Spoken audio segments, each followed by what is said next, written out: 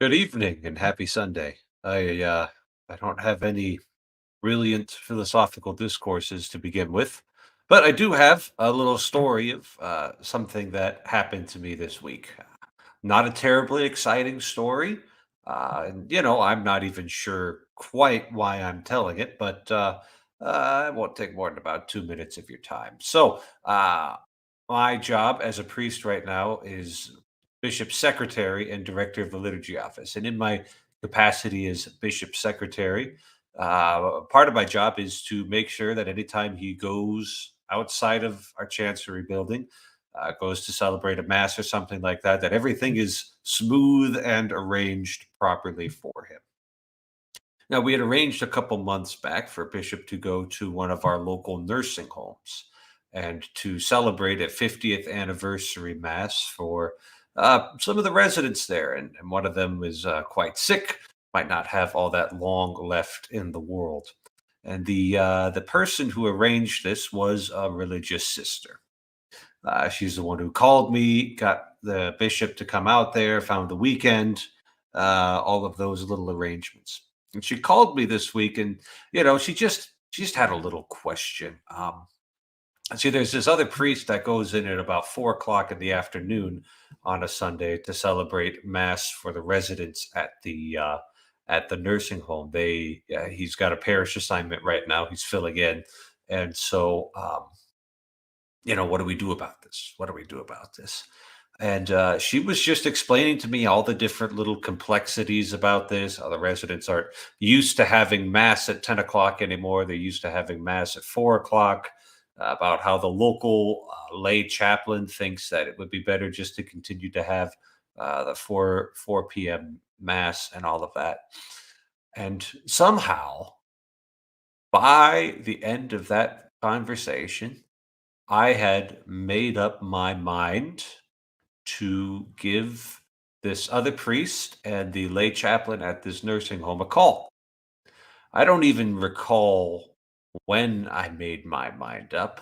This wasn't the sort of thing I was all that uh, terribly excited to do because it sounded like work, and it frankly didn't seem like that big a deal to me. But somehow, I made up my mind easily, and by the end of this phone conversation with this religious sister who was arranging these things, I just felt this strong sense that's really what I should be doing.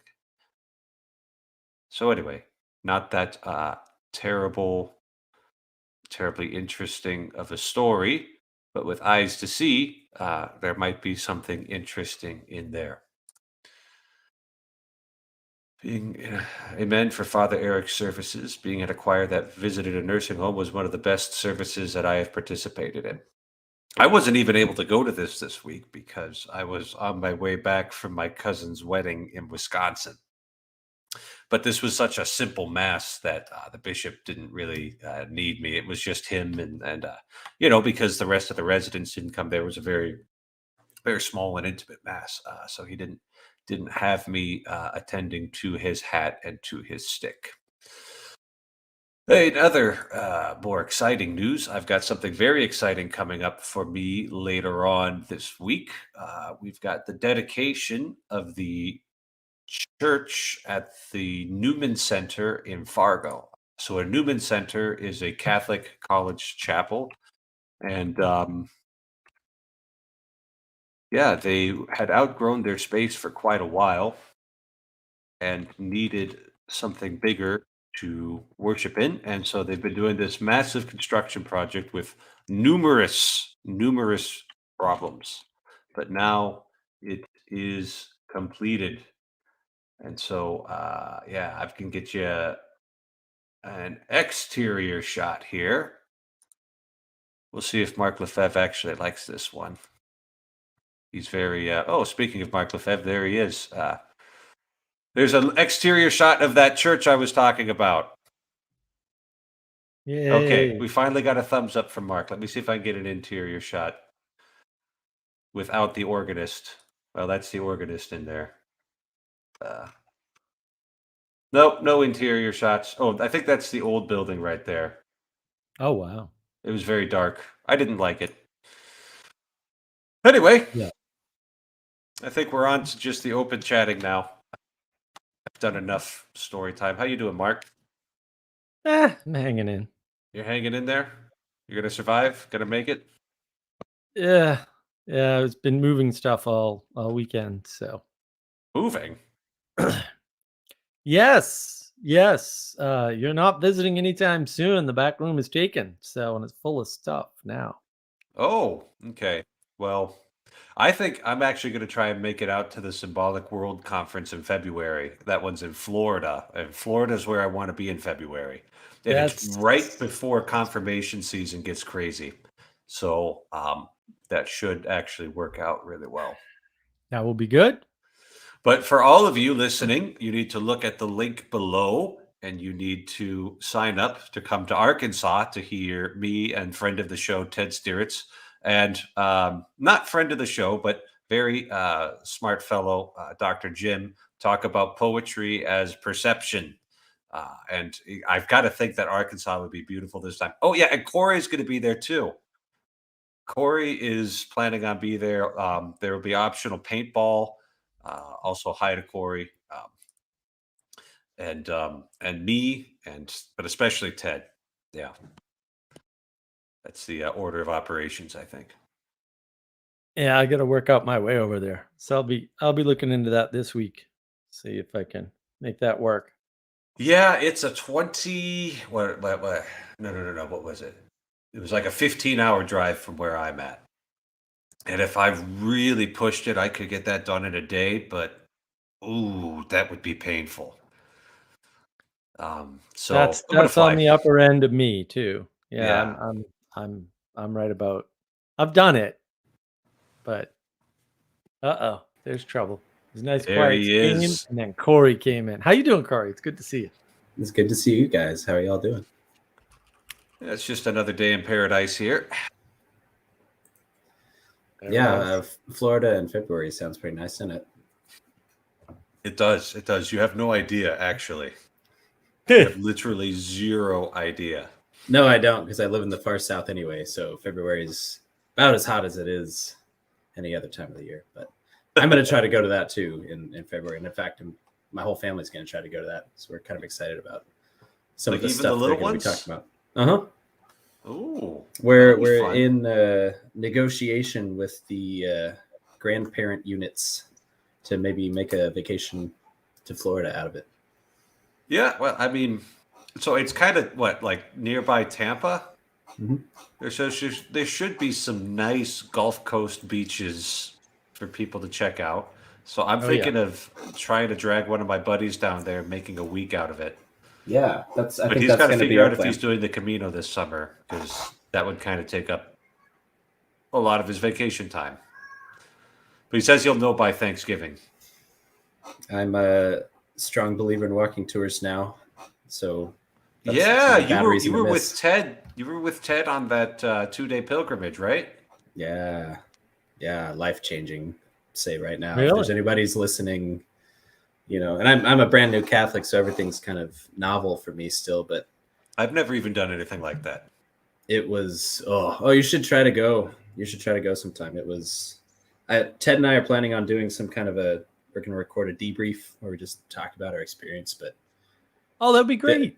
There was a lot of weeping, a lot of joyful weeping going on. It was so cool. Well, Ted has admin privileges. You're free to use my StreamYard to record that. And if you can't find a channel to host it, this channel will. Putting out the content. That's great. I know Ted has a channel too, so it'll be up to him. I just go wherever the people are. You can probably throw it on my channel too. Yeah, sure. Mark's all about embodied participation, so that fits with the patterns. Well, patterns. I mean, you'd be talking about the pattern of the right. So anything that's really. I mean, I talk about history on my channel. It's like. So. Well, hey, that's history. Like it was. So John Van Donk talked about the Camino at Chino. That was kind of like his whole big thing. That was the context of his story, and he was trying to get us to watch the movie about it, The Way, which we finally found. It's not actually available in the United States on Amazon Prime. Like it's on there, but it Ooh, you had doesn't to do a let little you bit watch it. of hardy har pirating, huh? No. I paid for it, but I did have to use a VPN to put myself in a different country in order to make it recognize my purchase, which was weird. But anyway, that aside, pretty sure I didn't admit to doing anything illegal just now on the internet. But Nope, you're fine. yeah, it was a decently good movie. And then, Ted had told me about the Walking Pilgrimage, and he didn't advertise it as much, except that it would hurt. So in that sense, yeah, it was as advertised, plus much more. You guys went 23 miles in 2 days? Yep. Well, some people will do that in 2 hours, so. Easy. Lanky Yikes. Kenyans. Sounds like you should be there next year. Wow. We'll see. We'll see if the bishop lets me run off and play. It's nice when we schedule vacations at the same time, because then I don't have any work to do. But I also have to take online classes now. That kind of ties me down. Like, I can watch recordings later, but your online classes are still through Catholic University, right? They are. Okay. Actually, they're through Zoom, but yeah. Do you recommend the Augustine Institute? The what?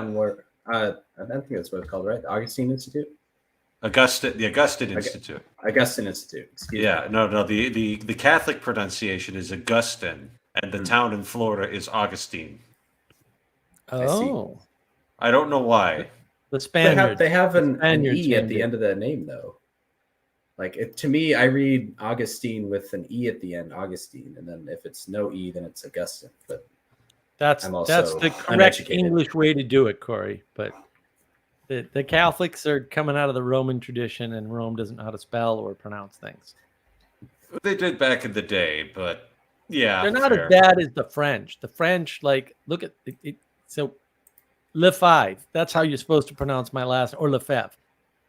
I don't know how you get that out of the French are just like completely bonkers. Well, I've always called you Lefebvre because that's the way you pronounce Archbishop Marcel Lefebvre's name. So why would you be pronouncing that name, Father Eric? Now you're suspect.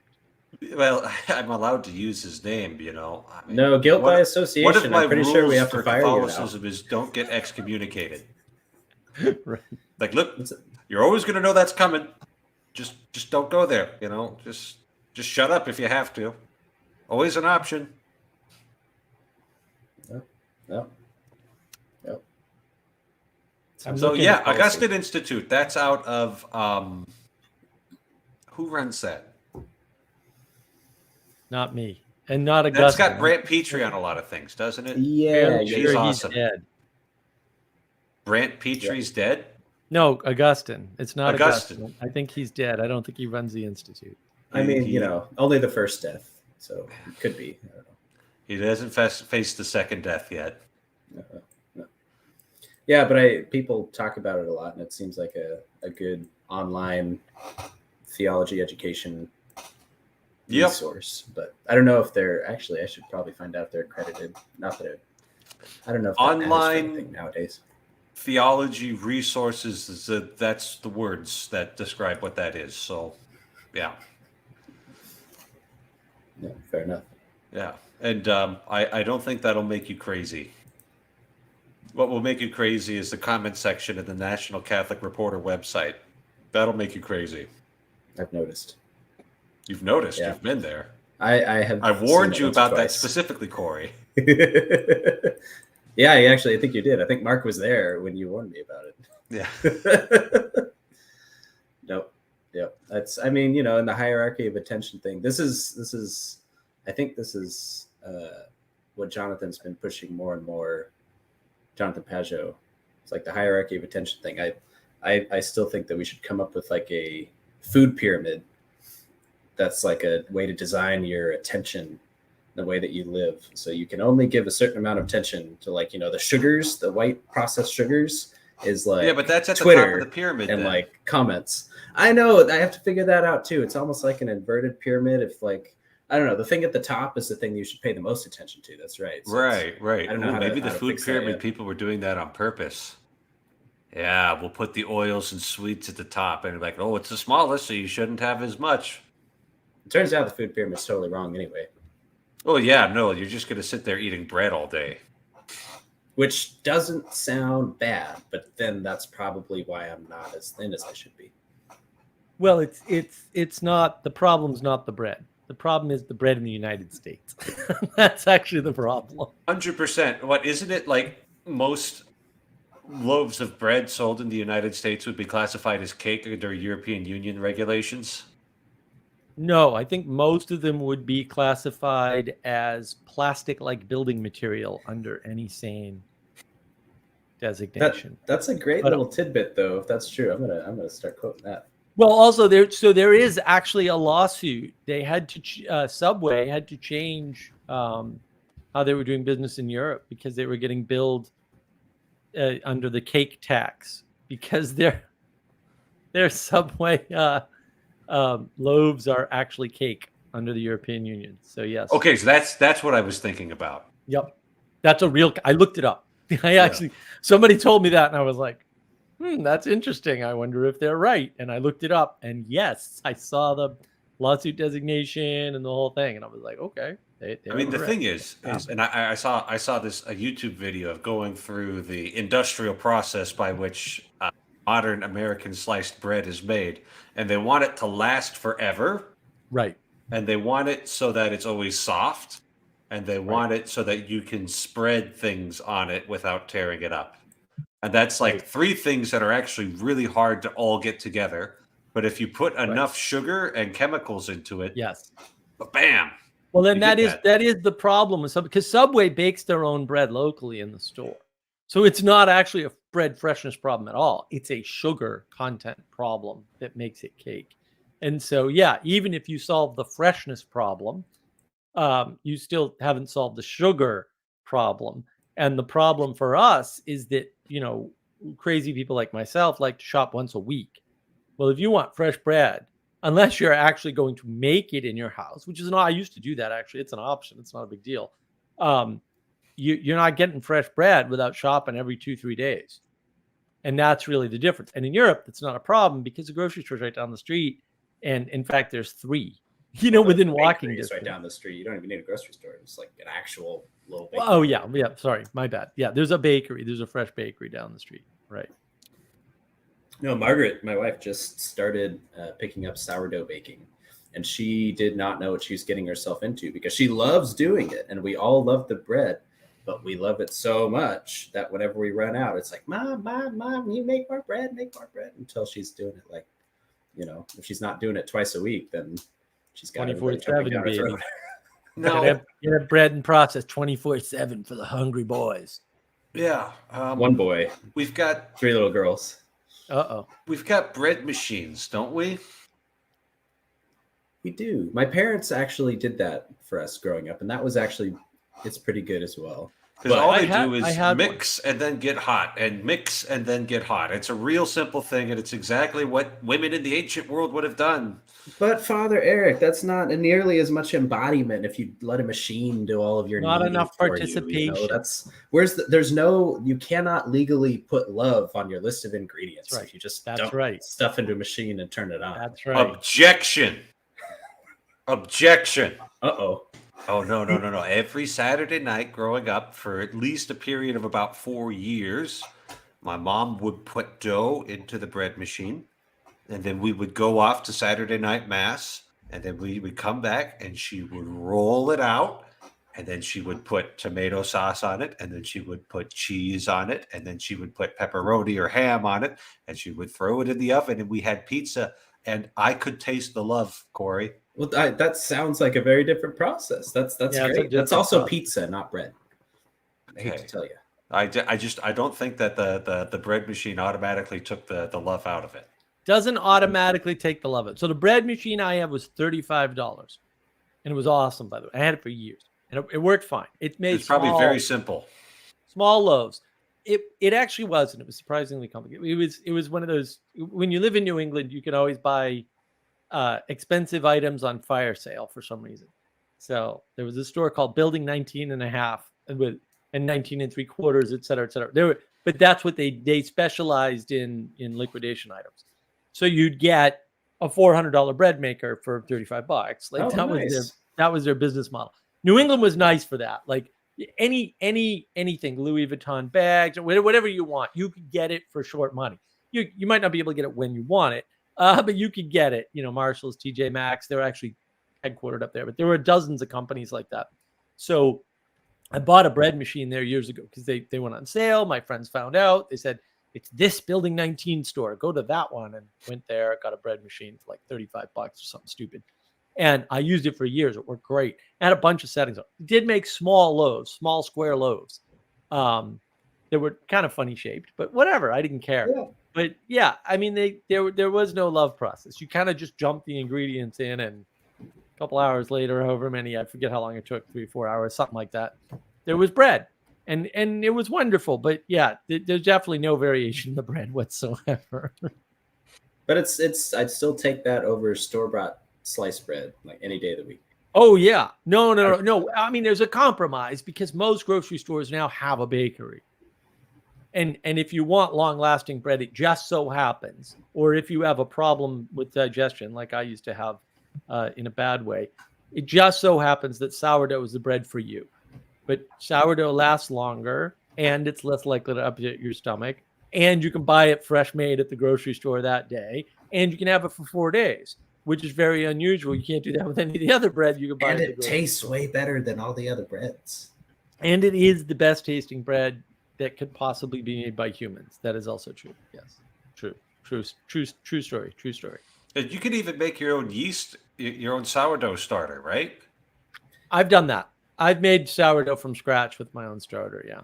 No, but I mean, like I think in order to get a starter, you have to have a yeast culture, which I think normally you have to inherit from somebody else's. I don't know how you would start your own yeast. It's this crazy process. I didn't believe it either, but Mark's about to explain it. You leave it outside. Literally. You just let whatever get into it? You put like a cheesecloth over it, right? So you don't have flies landing in it. Yep. And you let it sit for some ridiculous number of days, I think, actually. And it self-starts. And the thing is, if you self-start it, see, this is one of those things. It's like local honey. I don't know if you know the local honey trick. Oh, yeah. You always have local honey so you don't get allergic. You always have local sourdough starter made, started by you because it contains all the local things that you need to get used to anyway, so you don't have allergies. Huh. No, that's interesting. Yeah, you can make your own starter. It takes a ridiculously long time, as I recall. It's like 6 or 7 days just to make the starter, and then you've got to cultivate the starter before you can use it, and because you got to divide it in half. Yeah. I'd be worried about just like random cultures of, because you want yeast specifically. Like there's other sorts of things that could end up in your.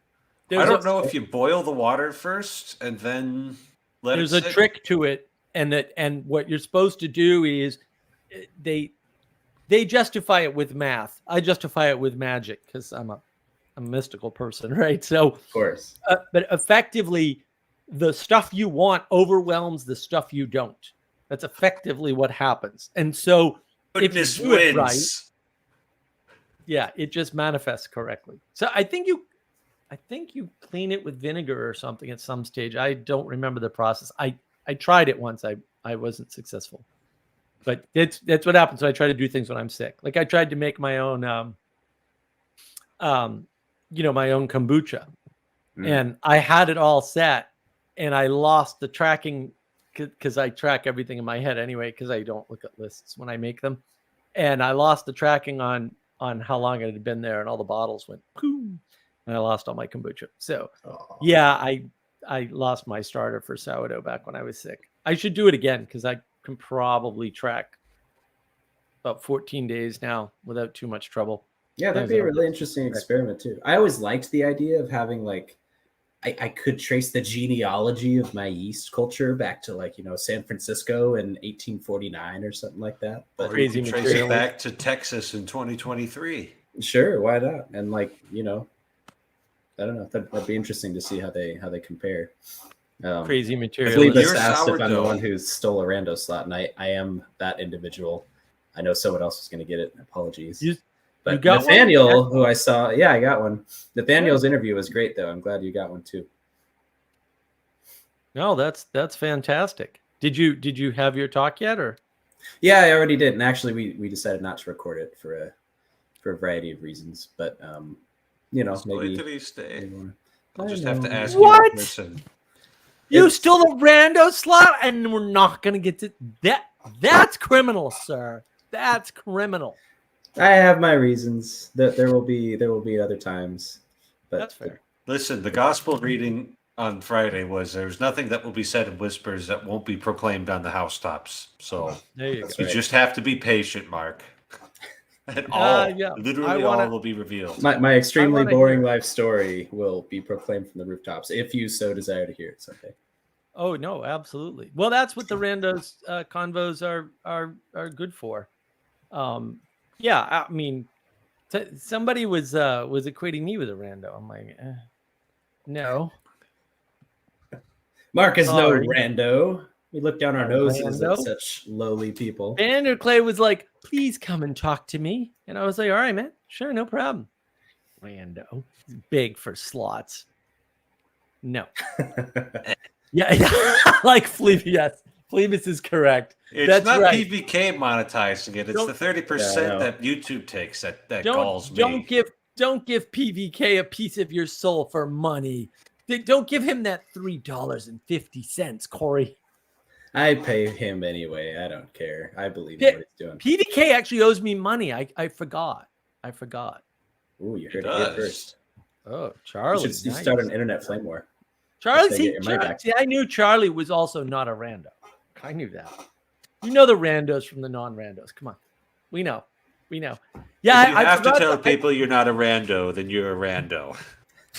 I forgot to bug PVK last time when I was in California there. He does owe me money. So said it on the internet, man. That was his mistake.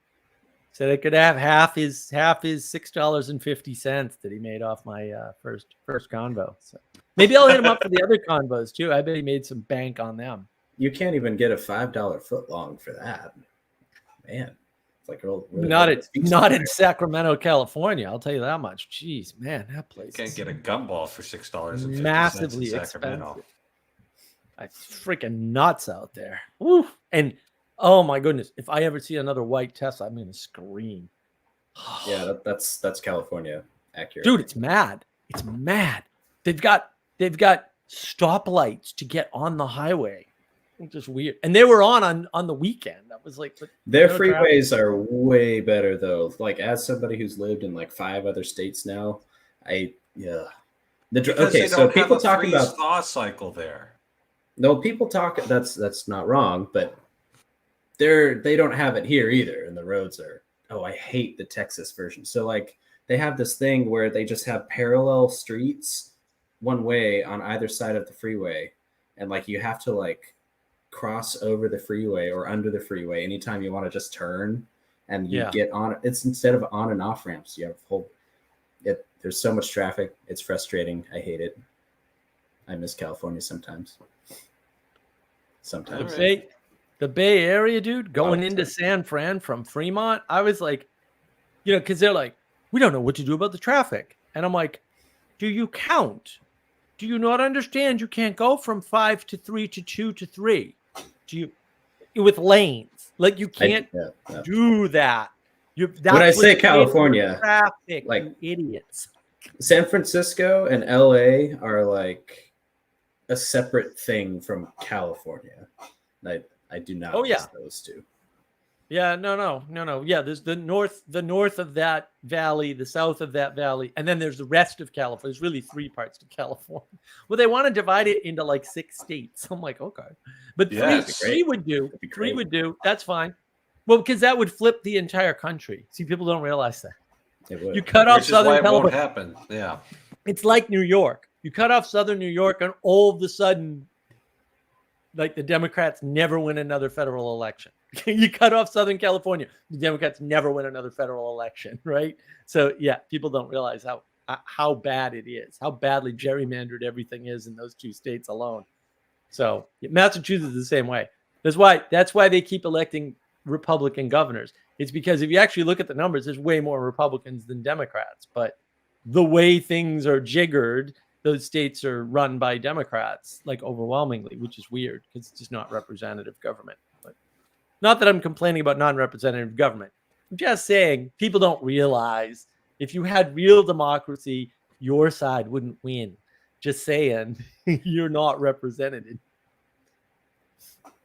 We should go back to real Athenian democracy. Direct ballot on every initiative. I thought that was like that's leadership by demons, right? No. Carl Benjamin has this right. Pottery shards. that was his version. We need to go back to real Athenian democracy. Pottery shards. I'm like, yes, pottery shards. No pottery shard, no vote.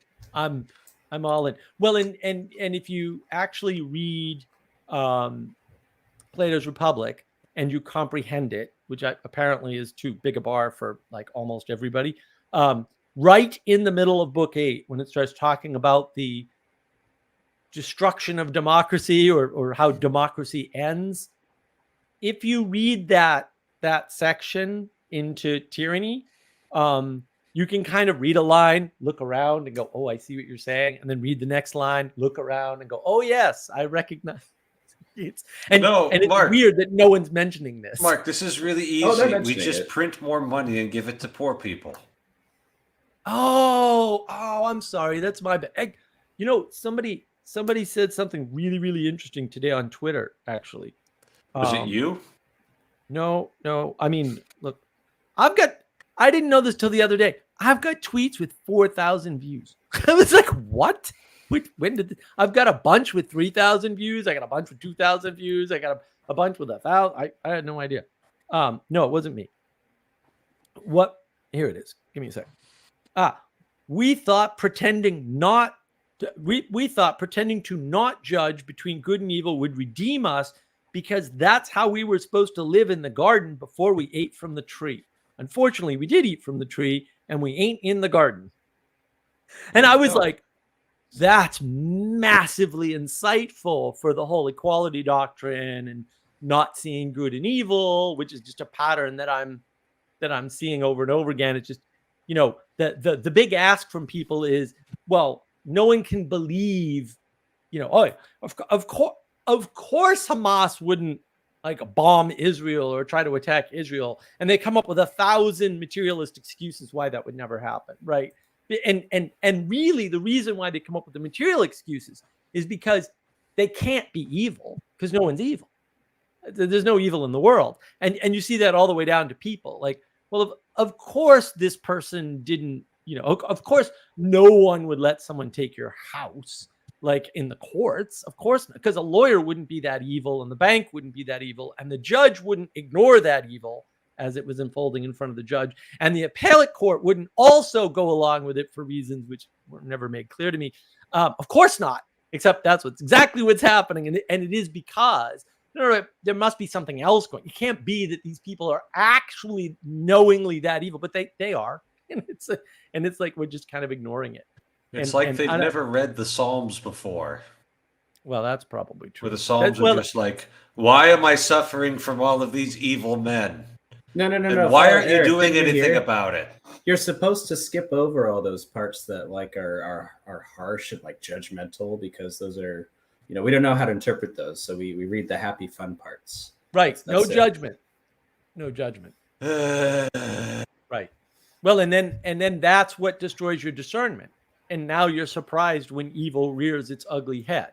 And usually you just ignore it. But eventually people behead babies or throw them in basements or whatever the heck. Or dash pieces against the wall. Yeah. So I love the conversation that John Vervaeke had now finally on his own channel with Ken Lowry and DC Schindler. It was so good. And I love that DC Schindler heard the word domicide for the first time in that little conversation. I don't know if you guys listened to this, but highly recommend. But that's kind of what we're setting ourselves up for. We're setting ourselves up to be a whole society that gets PTSD at the same time, because when we encounter evil and it's not just on the internet somewhere and it actually happens to you, you don't have the capacity to deal with it if you don't have a worldview that includes evil as a real thing that can actually happen to you in real life. But if that happens to an entire society at the same time, like that's kind of what happened in 9/11. If you think about it, like the whole society got PTSD, worldview collapse is what that means at the same time. And then the whole world, like nobody knew what to do. We're walking around like zombies for like a week. And then we all went to church. People started doing stuff. Say what? Everybody went to church Sunday after 9/11. Yeah. No, that's really insightful, Corey. I like that. Well, it's funny you bring up zombies. Did you watch my live stream on Friday? Because that's what it was about. That's exactly the part of the theme was the zombification. I didn't bring up the domicide. I didn't really. There was so much to talk about. And I think the problem with domicide, and so I didn't realize that Ken Lowry and I'm not a particular fan, and DC Schindler, and I've got my about DC Schindler, although I love most of his stuff.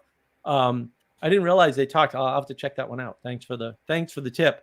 But I think the thing with domicide is effectively the way John Vervaeke talks about domicide is as a materialistic problem. Yeah. He completely gets the history wrong on Alexander for whatever weird reason. It's not the only history he gets wrong. But I think the only form of domicide is spiritual. And that's really what's happening, is that if you don't have a spiritual home, all the material home in the world that you grew up with that is stable is not going to, it's not going to, like, you'll still get domicide. Like there's no material solution to domicide at all. Like it's just non-existent, right? That's not to say that the material side can't help you, can't anchor you, whatever. But if you don't have a spiritual home, you're domicide, and that's the end of that until you fix the spiritual problem. That would be my thesis on it. And I don't. Well, the psychology aspect is and this is the thing that I've been working on. This is kind of like my pet project, is that you can describe this stuff using materialist scientific language, and it's not wrong. It's just narrower than what the full, like it is fundamentally spiritual, but you can use spiritual language to describe scientific things and vice versa. It's just, if you think it's all material, then your space of activity is only going to be here, when really it's so much more that's going on. But it's still helpful to map, because then you can start to draw people into the, hey, there's a lot more going on here. It can be helpful to map, but that's when people talk about the confusing the map for the territory, that's exactly what it is. It's just that even Peterson himself, the great Peterson, who made our wonderful Peterson sphere for us, he does, as a materialist, he does not understand this. And even though he is channeling the spirit of opening up that for people, because the problem is that is always a reduction. And that, I hope this came out in the live stream on Friday, that is what causes the zombification of everything, is the fact that you're mapping it all, reducing it to material. In fact, I think it was DC Schindler that I was talking about. I got into a tiff on Twitter, shocker. Me getting into a tiff at all anywhere, and Twitter. Like, what was it with me? I think I commented on one of your things on Twitter into that. No, actually, I think it was with the guy who did the wonderful quote that I actually thanked him for, because I was like, that's really good framing. DC Schindler, I think it was saying that, oh, well, the way to understand spirit is this I-we relationship. And I'm like, oh my goodness, no, that's a total reduction. That's actually a really poor way to understand spirit, because you can't understand school spirit. And it's like, well, school spirit's absorbed in the I. And I'm like, not if I didn't go to the school. So you're saying school spirit doesn't exist if it's a school I didn't attend or know anything about? That's ridiculous, right?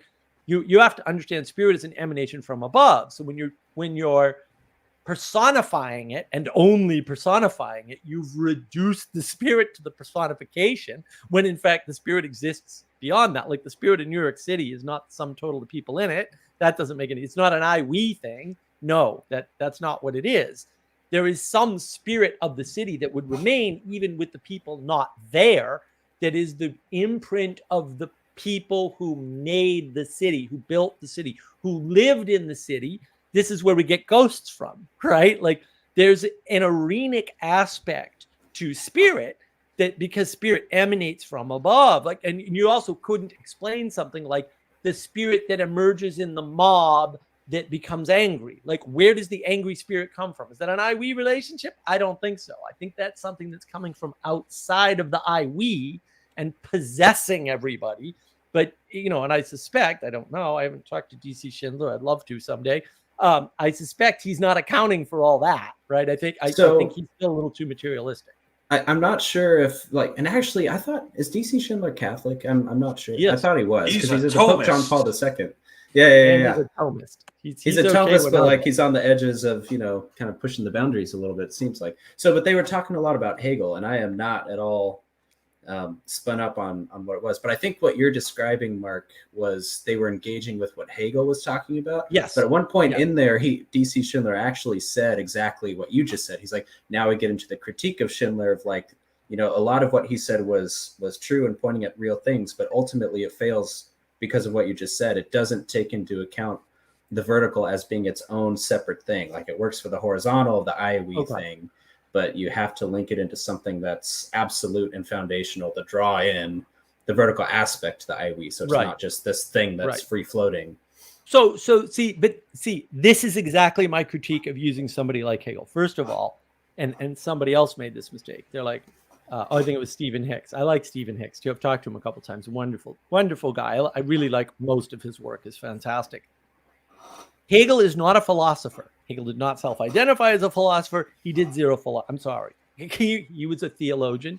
And the problem with Hegel, from everything I can glean from talking to people, he was a bad theologian. He's just bad at it. He's just terrible. And I think so my problem is being DC Schindler, and this is a ridiculous critique in some sense, but also like I've seen a lot of people do this. Don't talk about Hegel. He's an idiot. Like, why are you bringing this guy up? He's a bad theologian. He's not even a philosopher. You shouldn't bring him up in either, right? Because he's not a philosopher, so don't bring him up in a philosophy discussion.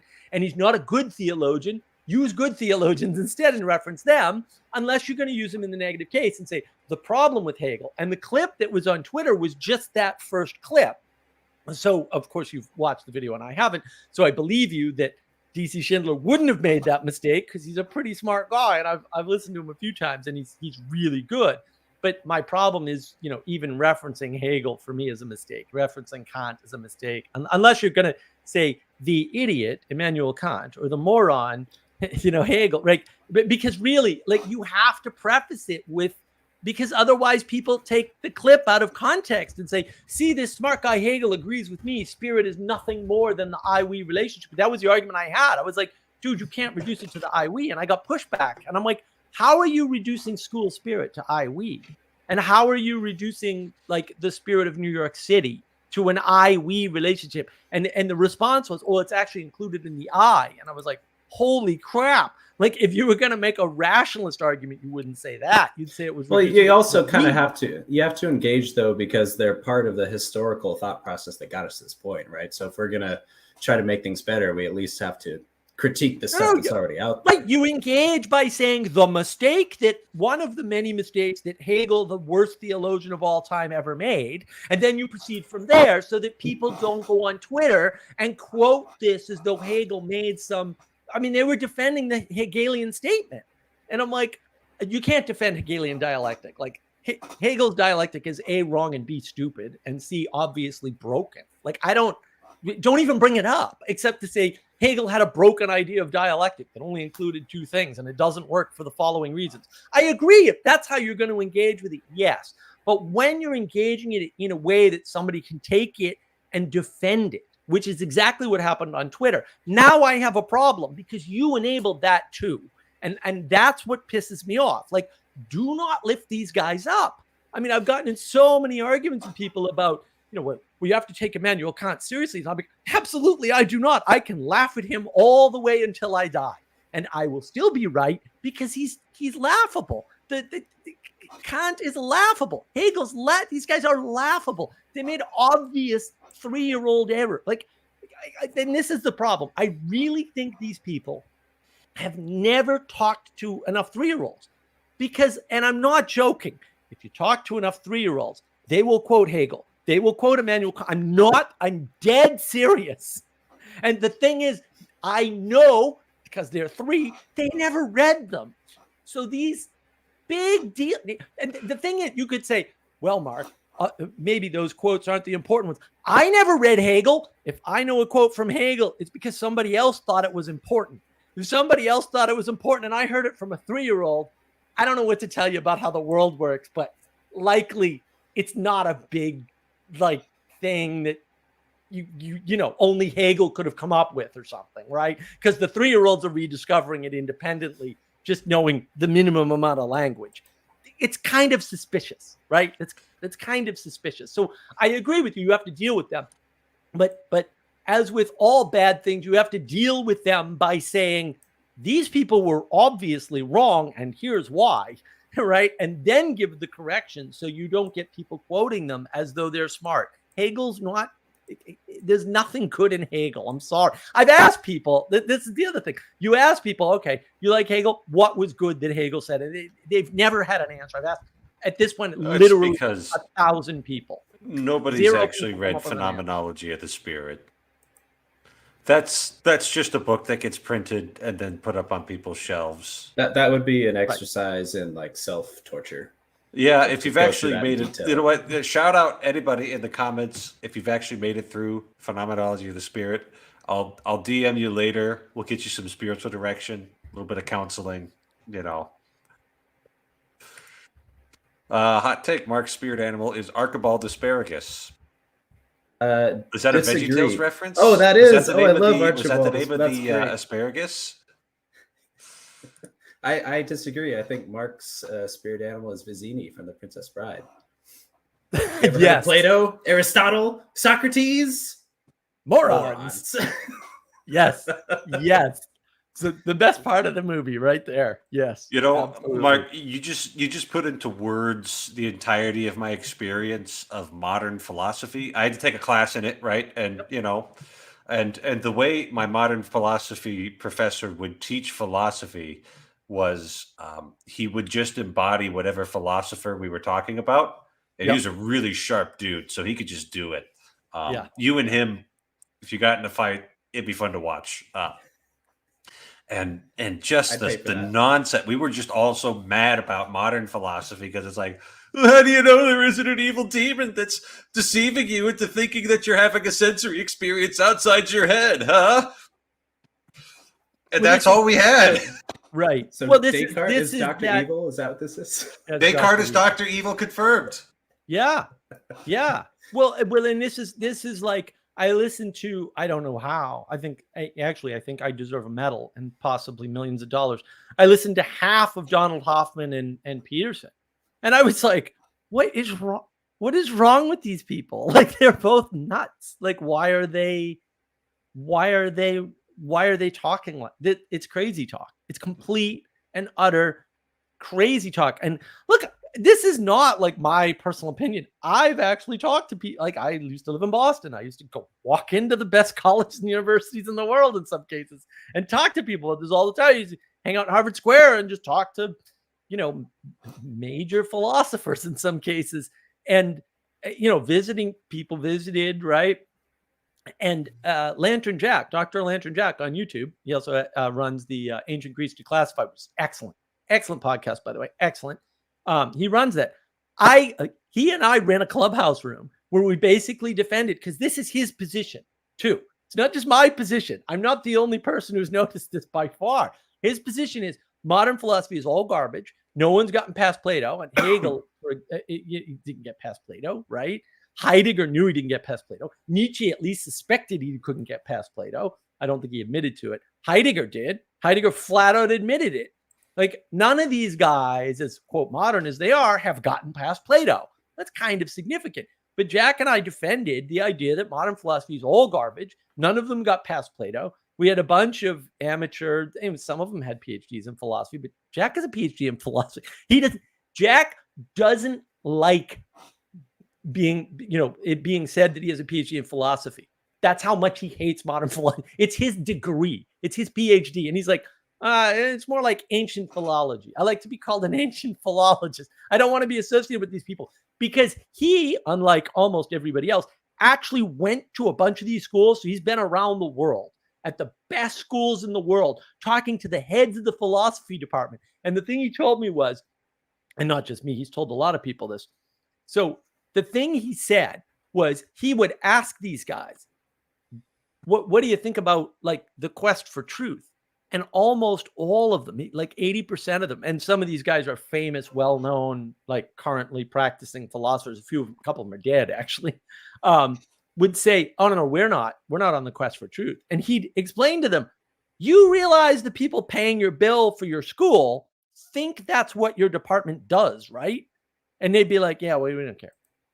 Well, you'd appreciate this, Mark, right? Like, there's a reason for that. Like, if show me a modern philosopher who had like kind of a life that forced them to deal with real things in like a real, like life-threatening or like existential kind of way before they went off to write all this crazy, you know, abstract stuff. Like, I'm curious to know. I'm thinking, like, you know, sure, Nietzsche Marx was got really kicked poor. in the face a few times. No, Marx. Did he? No. Marx was not poor. See, that's the thing. This is the thing that bothers me. Well, no, Marx you're right. You're right. Because he was kind of living off of family. everybody else's. Yeah. He was from a wealthy family. He had a freaking job, and he had a job that allowed him enough time to write that ridiculous tome. That is. So that, what that did Nietzsche? No sense. What was he? He got rejected by a chick. That hurts, man. No, he wasn't. Look, like I felt that at the 6th grade dance. You know, wasn't like, he? I know what he went through. Was it? Didn't okay, he so at least the, Nietzsche has the experience of a teenager. That's progress. That's not bad. That's not bad. I'll give him that.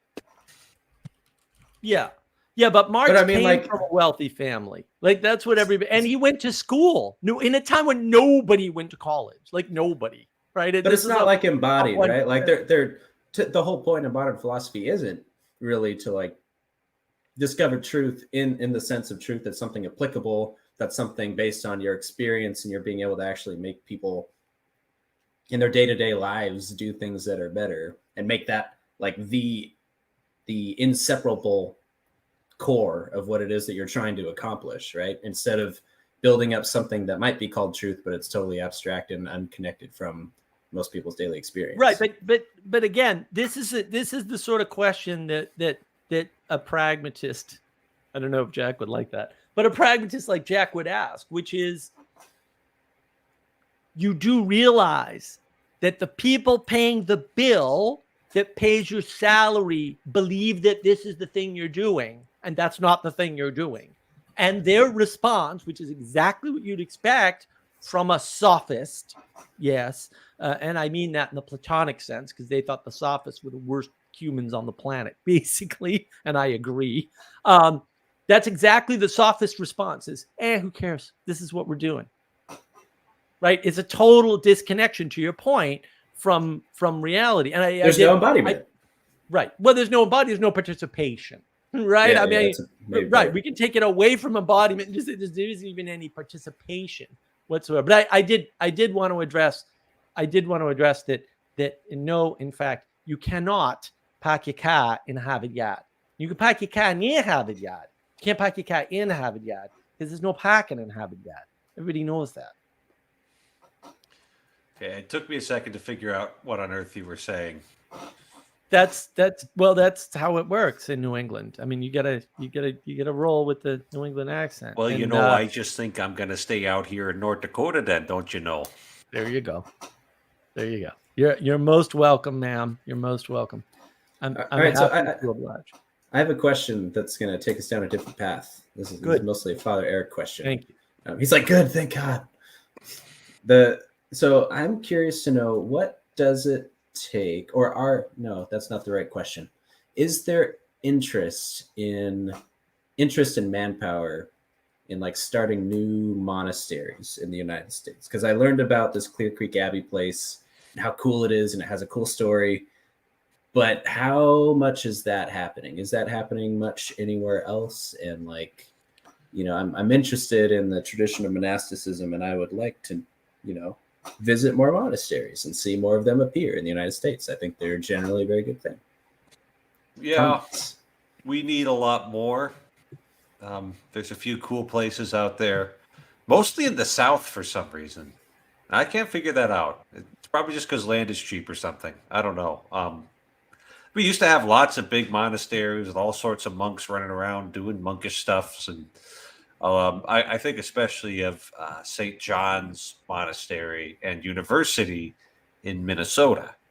And this was like, all of these German immigrants came. They built this big Benedictine monastery. They had like top of the line university and humanities department, and then one day they all just went crazy.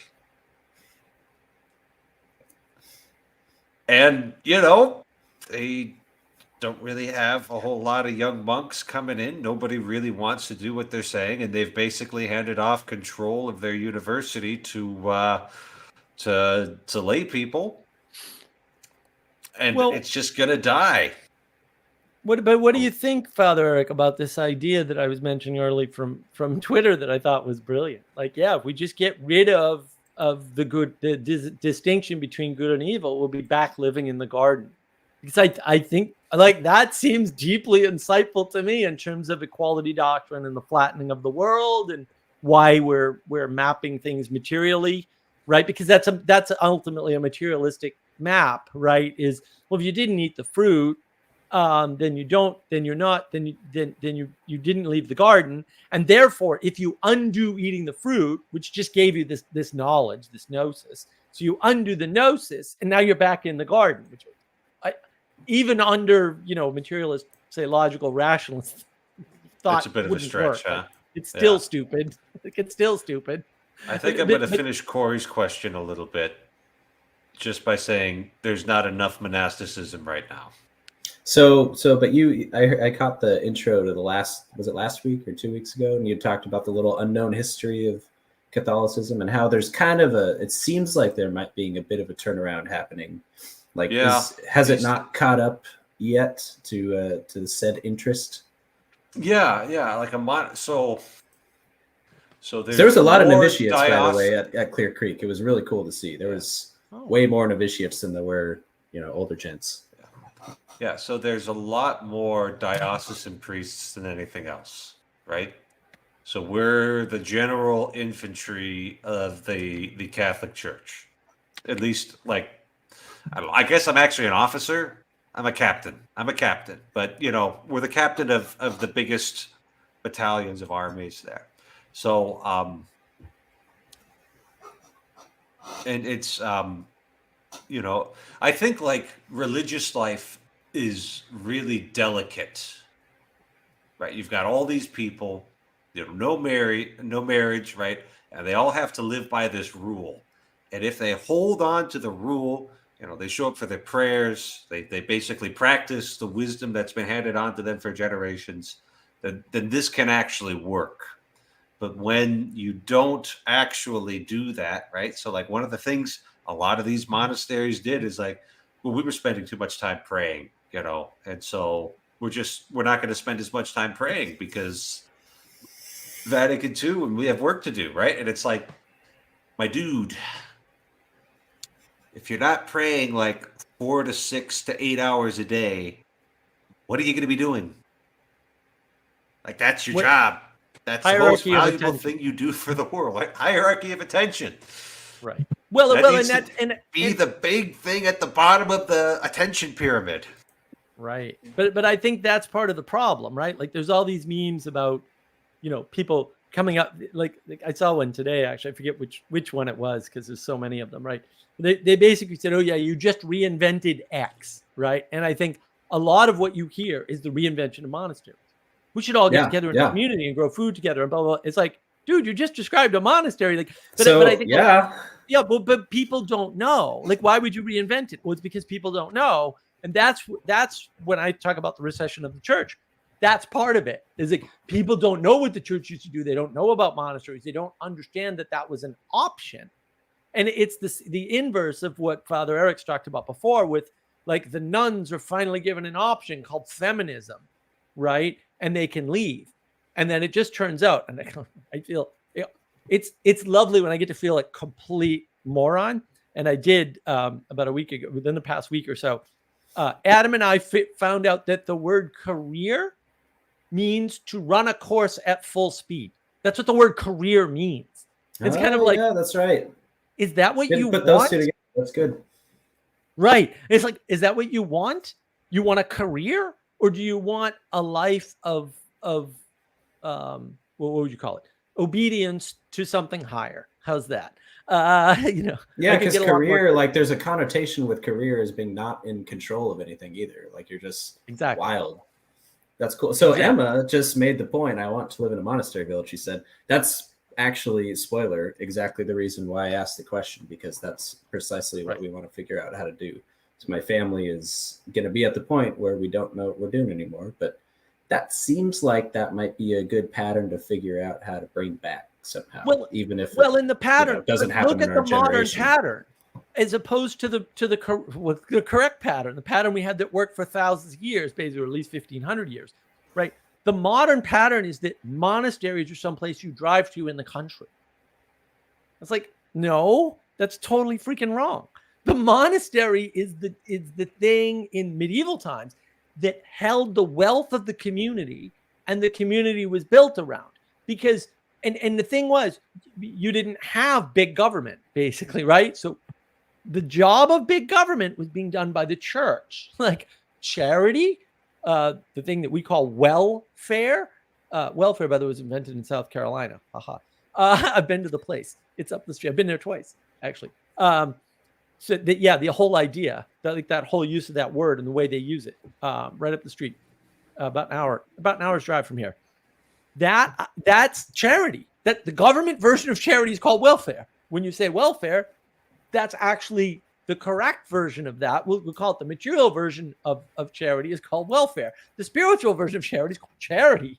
And that was handled by the church, because when it's ethereal, when you put the spiritual first, right, you prevent your domicide, but you have the spiritual center, which is the spiritual pinnacle. The spiritual pinnacle of Christianity is not the church.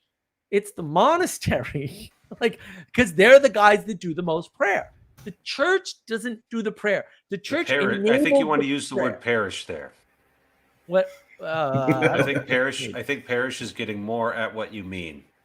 Well, parish would include the monastery. But what I mean is the most pious, the spiritual exemplar of life is the monk. It's not the priest. No offense, Father. You're not. No. I felt that for a while, actually. Yeah. Right, but I mean, that's the thing, right? And then there's a, because their hierarchy of attention, if you want to put it that way, Corey, since that's your framing, their hierarchy of attention is to pray 8 to 10 to whatever exactly hour a day. No, right? Exactly. And I think that's exactly, so let me, this is exactly the line of study that I've been going down for the past couple of years now, as I'm trying to synthesize Jordan Peterson stuff and John Vervaeke stuff and Pageau stuff, like the hierarchy of, I got the hierarchy of attention thing by blending.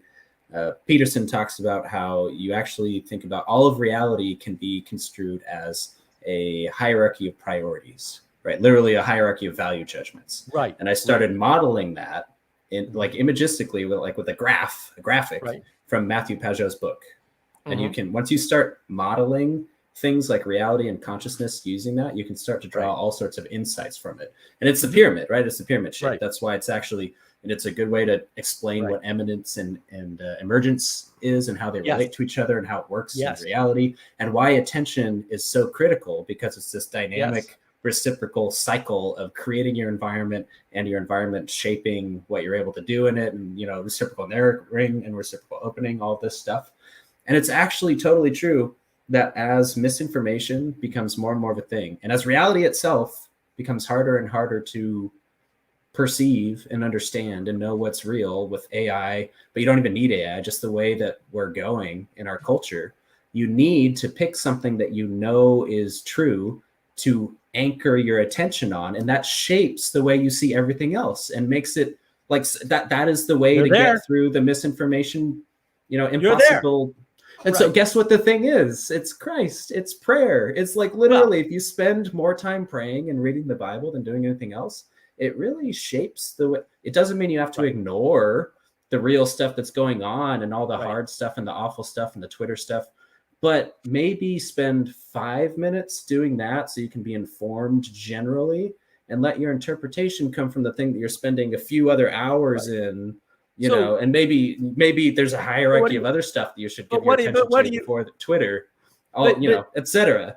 But what are you describing, Corey? Because and it's interesting. I didn't realize this, but and I'm not saying this claim was made, but the claim was indicated at by John Vervaeke. What you're describing is what John Vervaeke would call relevance realization, and relevance realization he got from hierarchy from the idea of what to pay attention to in the hierarchy or level of analysis. So that's the name of the problem, and that actually came from before. It came from like the '60s when they were trying to design AI essentially, and they ran into the what's the technical word for it? They discovered that at some point, if you're trying to create a robot that solves a problem, you come up with the combinatorial explosive problem of the robot literally doesn't know what to look at and pay attention to in order to find the problem to solve. Exactly. But also what you're talking about at the same time, because what relevance realization, the problem of relevance realization is an emergent problem. Notice my use of words. I'm pretty careful and precise. It's an emergent problem when you don't start in the right place. So why do you have an emergent problem? You only have an emergent problem when you don't have an emanation constraining the emergence. And so relevance realization is a problem that's created, that doesn't exist without an improper appreciation. Or in other words, when the postmoderns come around and say you can decide your own interpretation of a text, which is absolutely what they do. And you can say they don't do that directly. It's absolutely what they do. Another way of saying that, start, right? So there's a couple of, it's good to disambiguate, because another way of saying that, and what they're implying is that there is not really an eminent thing that holds everything together. But correct. At the same time, it exactly illustrates the problem that you literally cannot have emergence without an implicit eminent point. You just aren't able to perceive what it is. But it's slightly worse than that, Corey, because what Vervaeke's trying to do and what Peterson's trying to do is to use emergence to get up to emanation. Literally, they're building the Tower of Babel. That's why Peterson's doing politics now. Yeah. I hope and I pray that I think they're open to the idea that there could be an eminent point that they need to discover and pay more attention to. And I think they're I get the impression that they're genuinely open to that. It's just, it's the problem of faith in any other thing. In order to accept it, it requires a decision to accept it. And that's a hard leap for people who have problems with Christianity or what have you. It's the problem of the word I try to avoid using on my channel. I can use it here though. This isn't my channel. Right. Which is and this is the problem with all the Christians understanding the problem. It's the problem of submission. The idea of submission never occurs to these people. And I mean that for Peterson too. I love Peterson, but also, right? It's why do you avoid using that word? That's a really important word, I think. Yeah, well, they don't have enough humility to submit to the fact that look, Vanderklay suffers from this to a large degree. It's just submission. At some point, there are hard lines that have to be drawn, and you have to start in the right place to draw those lines. Otherwise, you can't discern. Well, why? If we're okay with people being married and gay, then why can't they also go to church? It's well, maybe that's okay. But then if they can go to church, why can't they also serve in church? And then if they can serve in church, why can't they also run the church? Well, if they can run the church, why can't they also dictate church policy? Well, yeah, that's because it's a slippery slope. But it's only a slippery slope if you don't start in the right place, which is sodomy is a sin, and therefore, right? It's not that hard, right? Because Manuel asked me about that. He said, well, I don't understand this problem, because he was listening to Vanderklay's synod there, and their church is blowing up over this issue, as every other church that's touched it has done, right? They all blow up, and hopefully the Catholics will pull up from that too. It sounds like they're going the same way, right? But the thing is, I was because he asked me, so why don't the Catholics have this problem? And I go, because the Catholics effectively take the dumb route, and they say sodomy sin bad, and therefore, and then it's never a question. The question never appears. It's not open to debate or discussion, because we already have the answer. The answer is no. It's not no, you can't receive communion or anything like that necessarily. That's a decision made by a bishop, right? But the answer is, well, no, you certainly can't move past the hierarchy past this point, because it's a sin. And if you're embracing a sin, any sin, there's a bunch of sins, then you can't be there. And it's not that if you've sinned, you can't be there, because those are two different things. Embracing the sin is different from fighting the sin and failing. right? Fighting and failing is not the same as accepting. I don't know why people don't, right? And that's part of the submission, right? Because there's a double submission. There's a submission to the fact that it's a sin, and then there's a submission to the fact that despite your laziness and your ineptitude and your utter incompetence, you're still going to fight. Like, you have to fight. Like, you can't say, oh, the world's full of evil. So you know what I'm going to do? I'm going to go take the Benedictine option, which is a ridiculous term and has nothing to do with what people say it does, right? And hide. I'm going to go in the woods and hide. No, Christians are for lions. You get in front of the lion. And you know what? And this is the thing that people don't realize, because people used to play this game with me all the time. They go, Mark, if somebody had a gun to your head and they say, give me all your money, you give them all your money right away. And I go, absolutely, I would not. And they're like, no, you definitely would, because you don't want to die. And I'm like, dude, I hate to break it to you, but, and I am hopeful, but as near as I can tell, I am going to die. And so the question is not, would you do or not do something based on your death? Because your death is inevitable. The question is, how do you live? Right? And now, you never ask somebody in that scenario, if you understand what I just said, you would never ask somebody how they would behave if their life were on the line, because the answer is irrelevant. If you understand that you are going to die and the only thing that matters is how you live, the fact that somebody threatens your life, or that you have to stand in front of a tank, or that you have to walk in front of a war zone to try and save a baby, the fact that you may die doing that is not interesting or important or relevant. There's some relevance realization. Your death is not relevant because it's already going to happen. No matter what you do or don't do, no matter how many lions you avoid, that lion is going to eat you. The lion is going to eat you. The question is not whether or not the lion's going to eat you, but when and under what circumstances. And what did you do? Did you get in front of the lion to save the baby behind you? Or did you go take the Benedictine option and live in the woods? That's the freaking question. That's why when people are like, you wouldn't do that, you'd get canceled. I'm like, if you do something because you're going to lose your quote job or your career is on the line, then you're weak, incompetent, and useless. And I have no need for you. And I don't want you around anyway. So I'd prefer that you get canceled if you're worried about that. It's just my take. Sorry, go ahead. No. That's about it right there. That's all I really wanted to say. A friend of mine made that for me. I love it. Wonderful. It's great. So, but I'm gonna, and I love everything you just said. I kind of want to clip it and just like play it to myself to motivate myself in the morning. But at the same time, you also have to admit that there's a difference between like being able to say that and understand that propositionally versus making it a participatory, like you've lived this and you've actually risked your life before and you know what that's like and you go back and do it again sort of way, because those are two different that's modes, where the hard right? part is. But you see, and this is the real problem. And there's some absurdity in Plato's Republic. Fantastically absurd book.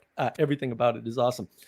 Where they measure the distance of certain types of groups of people from one another, like geometrically. They're 9 times worse. It's like, what? It's so funny too, because I mean, it's not wrong either, right? It's like, oh, okay, yeah, I guess if you were making that reduction.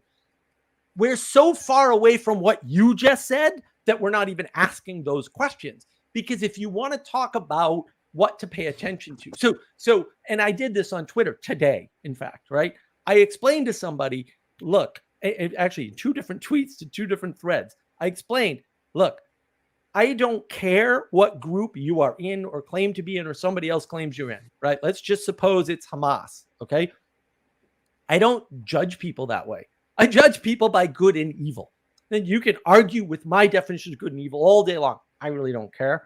But I'm happy to have those discussions, whatever. I have them all the time. But I don't judge people by Hamas, because then you get into Sam Harris moral math. Well, how many babies did Israel kill? How many babies did Hamas kill? How many babies did the Afghanis kill? How many? I don't care, because one's already too many. And so like the math doesn't, like math breaks down when greater than 0 equals too many, right? Greater than 0 and infinity are the same number in morality. Like morality, it doesn't care if you killed 40 babies or 39 babies. It doesn't make any difference, right? The evil is still manifest in the one. So the greater than 1 doesn't make it worse. And which is why one mortal sin is enough to condemn you. There you go. Right. And so it's right there. Mark frickin' does this all the time. Is he just starts talking and then he reinvents some principle of Catholic doctrine. It'd be a lot easier if you just accepted it, Mark. No. I recapitulate Catherine doctrine. I'm well familiar with Catholic doctrine in that way. I recapitulate it in a way people can hear it. Like this is the Peterson trick, right? To be fair, he's probably rediscovering it, unfortunately, for the poor guy. But that's the thing. Like people don't understand these basic problems. They're worried about the problem of who do I support, Hamas or Israel? And I'm like, that's not even a problem. Why would you worry about that? The problem you need to worry about is who are the good people. I don't care if they're Israeli or they're Hamas or they're a mixture of both, because they're probably a mixture of both. Just gonna randomly throw that out there and guess that that's the case, right? And so I'd rather worry about that than whether or not to support Israel or Hamas, right? And then everyone goes tribalism, and tribalism is bad, and I'm not a tribalist. And I'm like, if you're talking about two groups, you are a tribalist. Because even if you don't identify with those groups, you're identifying against those two groups, creating a third group, and now you're in that tribe. And I'm not in any tribes. I'm like evil, bad, good, good. Like that's it. That's my tribe. My tribe is the evil, good tribe, right? Like it doesn't exist because it transcends all the boundaries, because those boundaries are always materialistic in nature. So segue question. So in order to be able to discern what good and evil is, because I think you even said you're good and evil, right? So like you got it. What determines that is largely what your hierarchy of attention is shaped like, right? So Emma makes a very good point that it is very, very difficult to get your hierarchy of attention in order. So to shift the conversation a little bit, how do you do that? Practice. Every day, you just get your butt into the chapel.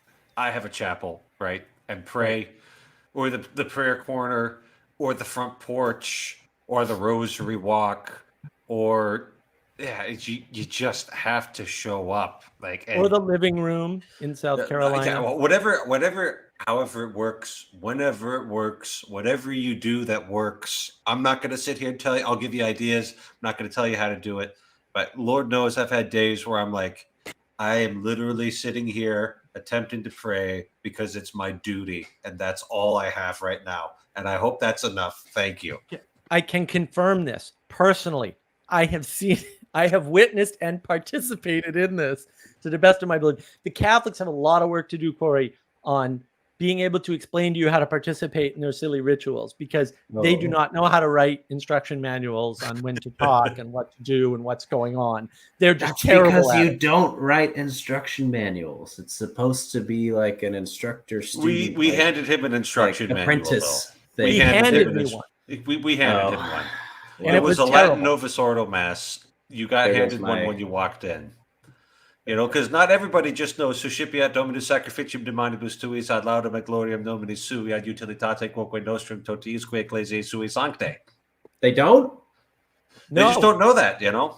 It's sad, but true. Well, and that's the thing. Even when Father Eric hands me one personally so I can participate in his Mass in my living room, it's not correct. It contains errors. And that throws me off because I need some kind of scaffolding here. Throw me a lifeline. No lifeline. No lifeline. Okay. So I got really, really excited this week. I'm going to share a personal story here a little bit, and it's not that exciting, but to me it was really exciting. So I shared a boring story at the beginning of the stream, so it's fine. Okay, there you go. Here's my boring story that hopefully won't be too boring. I've been studying L'Abri a little bit as like part of this. You know, how do you create a community where you can do like estuary like stuff? And the Schaeffers had it going on to where clearly God was working in it, because they were just praying all the time and they were living out, like you see it in the way they describe it. Their entire priority everywhere that they went was being obedient to God and loving people. Like literally that was it. And yes, they were very Protestant. It was all about like, do the sermon, do the thing. But by the way that they describe it and demonstrate it, you can see that it was less about that, although that was obviously still a very high priority. It was about doing the thing. It was about praying, getting their priorities in order, and loving the people that showed up.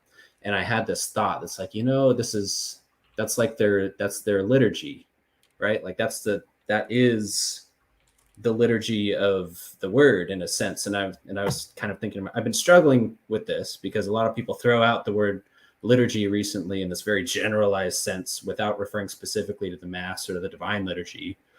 And I've been struggling with, are we misusing that word by taking it out of its ecclesial context? And I decided so hold on. I was like, maybe. And then I had a thought. It's one of my favorite chapters in the Bible since I was younger and forced to memorize some stuff. Romans 12 was a chapter that I had memorized very early on, and it's always been one of my favorites. It says, therefore, by the mercy of God, offer your body as a living sacrifice, holy and pleasing to God. This is, depending on the translation that you have, this is your spiritual act of worship, or this is your right and proper worship, or something along those lines. And I was like, it's interesting that what I'm thinking about sounds exactly like that. So I just, on a whim, this is kind of where I was at with this stuff. I looked up what is it originally in Greek? Like, what are those words so I can have a better understanding? Guess what it says? This is your right and proper liturgos.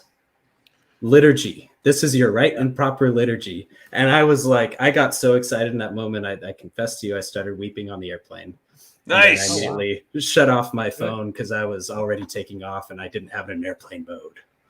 But it was I got so excited. This is not a misappropriation of the word liturgy. Liturgy is the way by which you live your life such that it is a living sacrifice, holy and pleasing to God. So what you got to remember is that Christians didn't invent the term liturgy. Liturgy was something they picked up from the Greeks. This was a liturgy was like a festival celebrating Athens. We're going to commission a poet to write a song about Athens, or we're going to have a play, we're going to have a festival, we're going to have some sort of things. And there would be a nobleman sponsoring this, right? It was one of the duties of the nobleman to sponsor these, and they were called liturgos, right? They were the ones who provided for the liturgy, right? And if my brain is not failing me, and sometimes it does, but literally in the letter to the Hebrews, Christ is described as a liturgos. He's one who puts it on for the benefit of the people. And so as long as you have this understanding that you are participating in the eternal worship of the Father through the Son in the Holy Spirit, then whatever you're calling worship probably is, although it's going to be less intense than what we do on Sunday morning.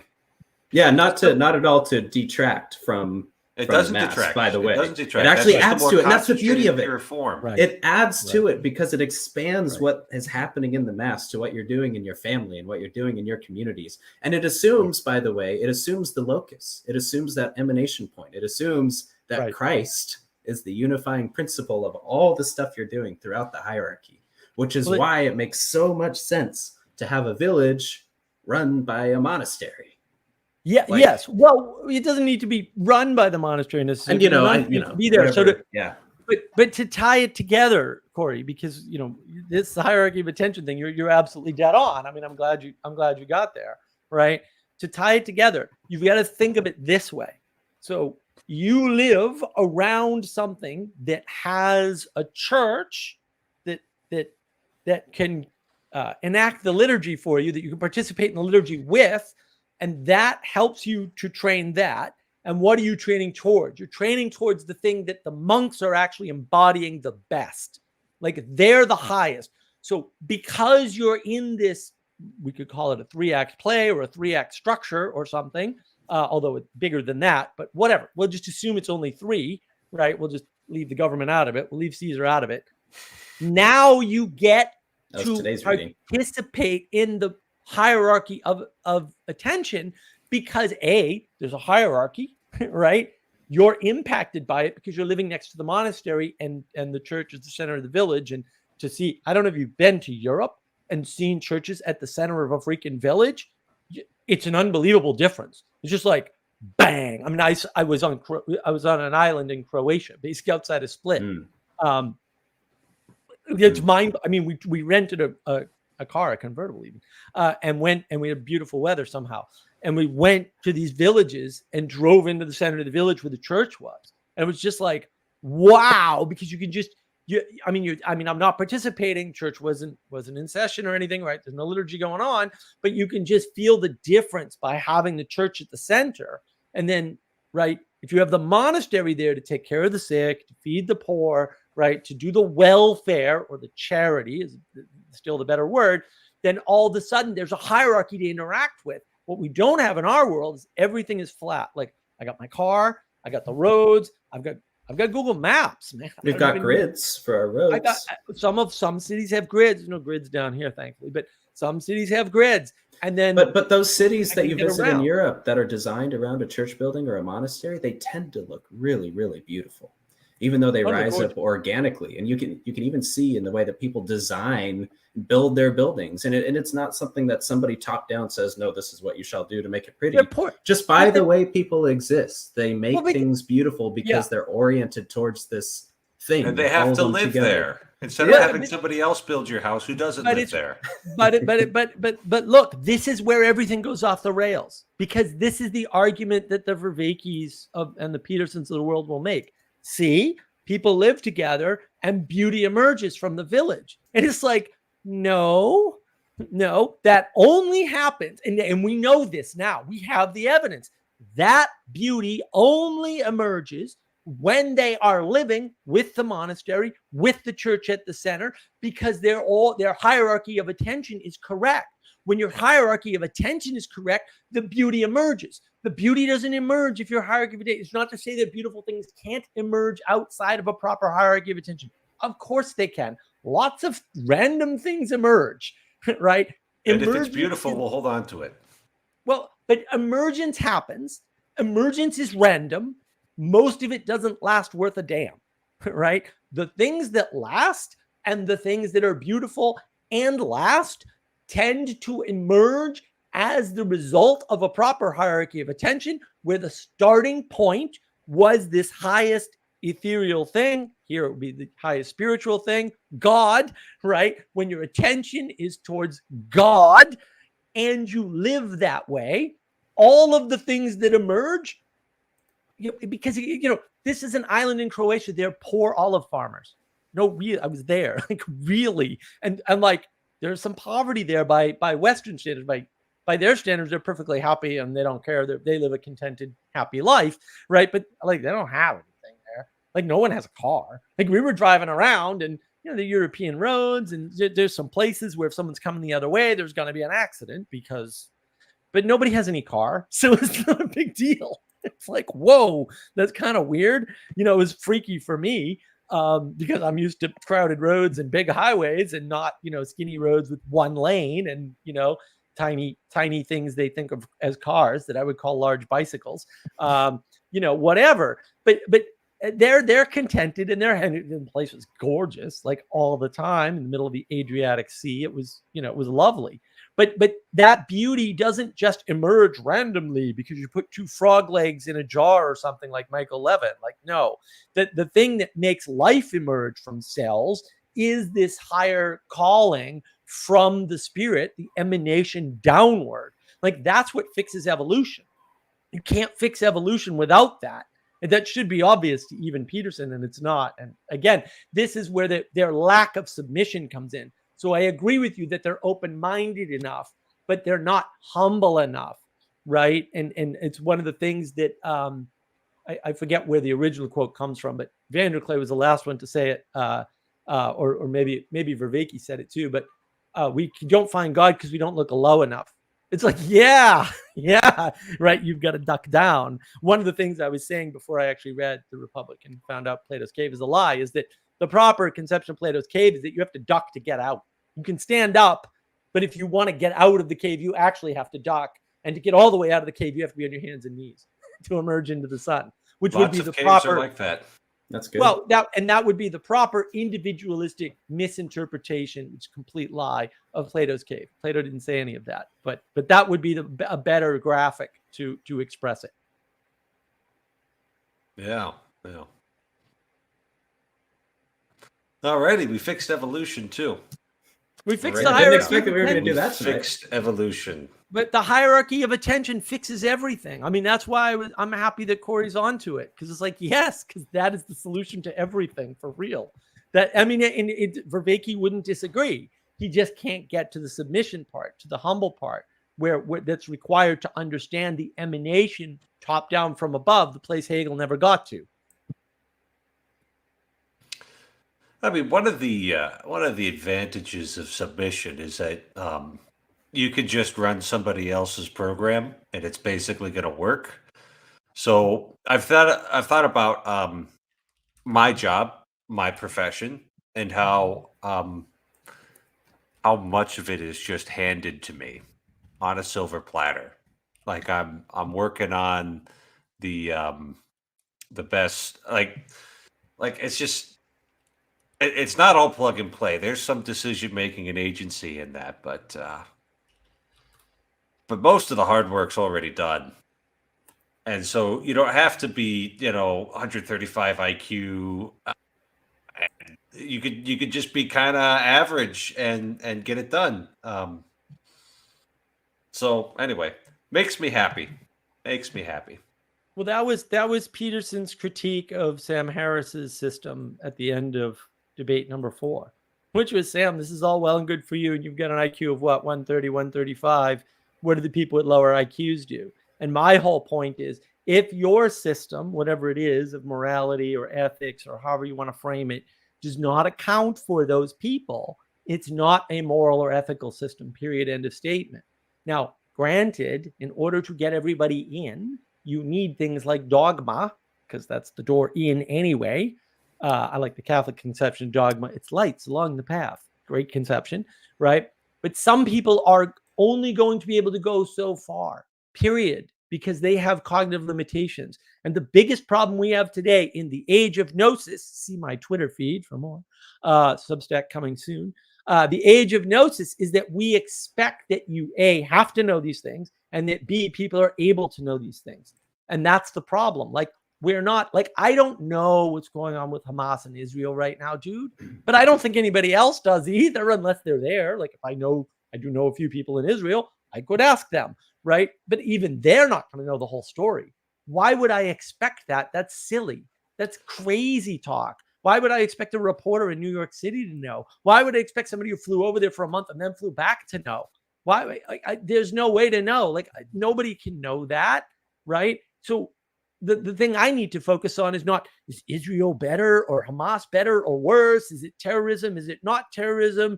Is the terrorism the result of whatever? I don't need to worry about that. I don't need to know that in any sense, right? So I just need to focus on the hierarchy of attention. That is a critical thing that I think that the church is able to get really, really right, is that actually, and you make the presupposition even in the way that you say it, and I know you don't mean it this way, but get farther, right, in the sense of being able to cognitively understand something. It turns out, and I really think this is really, really true, obedience comes before understanding. Submission, like, it has to, requires the hierarchy, and understanding comes second, if at all. Understanding does not have to come. So, like, if you're completely obedient, you are way, like, a person who is mentally retarded with an IQ of 70 is capable of being a saint. Like, generally probably much more capable, I would expect, than somebody with 135 IQ, because a person with 135 IQ has all these other things telling him that his 135 IQ is going to be able to save him in the end, which is, they're more exposed to the lie, I feel like. Right. No, well said. No, and I do mean it that way too. Yeah. One to more is given, more will be expected. Right. Which is always, like, even when I wasn't that old, when I was like 9 or 10 years old, I heard that and I'm like, oh, that's me. Like, grew up in a nice family, had a lot of opportunities, that sort of thing. Yeah. I think that's a good realization. Like for most of us here who are listening here on the internet right now, like we're probably in that category. And if it doesn't scare you, you should probably go look at it again. Don't get scared. Yeah. Well, and we prefer comfort in the age of gnosis. That's right. Right. We prefer comfort. And it's like, no, you shouldn't be preferring comfort, buddy. You should be preferring struggle, because if you're not struggling, you're not actually living. Like you're missing components of life when you're not in the struggle. That's why I don't like the suffering word quite so much. Suffering's inevitable, sure. But struggle is the mode of life. Like that's how you know you're alive. You're struggling. And content is the state, not happiness. Right? Happiness is a gift, right? Just like joy. And you can take the struggle and you can turn it into joy. You can turn it into suffering. And so some suffering is optional. Some suffering is not optional, right? I think that's sort of like what the book of Job teaches you. Like, I think that message is right throughout the book of Job. Like you're going to struggle. There's going to be some suffering for sure. That's not optional, but you could always make more suffering, right? You could always choose Cain over Abel, right? And make more suffering. You could always curse God and die, as Job's wife suggested he do. That's exactly. Right. That's right. And I still, this is the other thing that I think we need to talk about more, that I would like to try to figure out some more. Suffering, I like to use the word suffering because I think it's important. It is just part of life, but it's like, it's the same sort of substance as what beauty is made of. They're both things that you're supposed to experience that push you or pull you, depending on which one you're talking about, towards God and towards having like a right view of things, right? Like how does and actually I'm curious to know, Father Eric, what would you say to this? How does a saint perceive suffering? I will think of the life of Saint Teresa of Calcutta, commonly known as Mother Teresa. And the shocking revelation of her diaries, her spiritual diaries, which she asked to be burned, but her spiritual director published them anyway. And I think, frankly, he was correct, because Mother Teresa's not here anymore and can't be embarrassed by them, where she felt this profound darkness and alienation from God in her prayer. And she was showing up, right? It's not like she was staying away from it. Like she was showing up. She was kneeling in front of the Blessed Sacrament, with her daughters in the Sisters of Charity. And I think what made that story so shocking to people is that they would have met her in these periods of supposed profound darkness.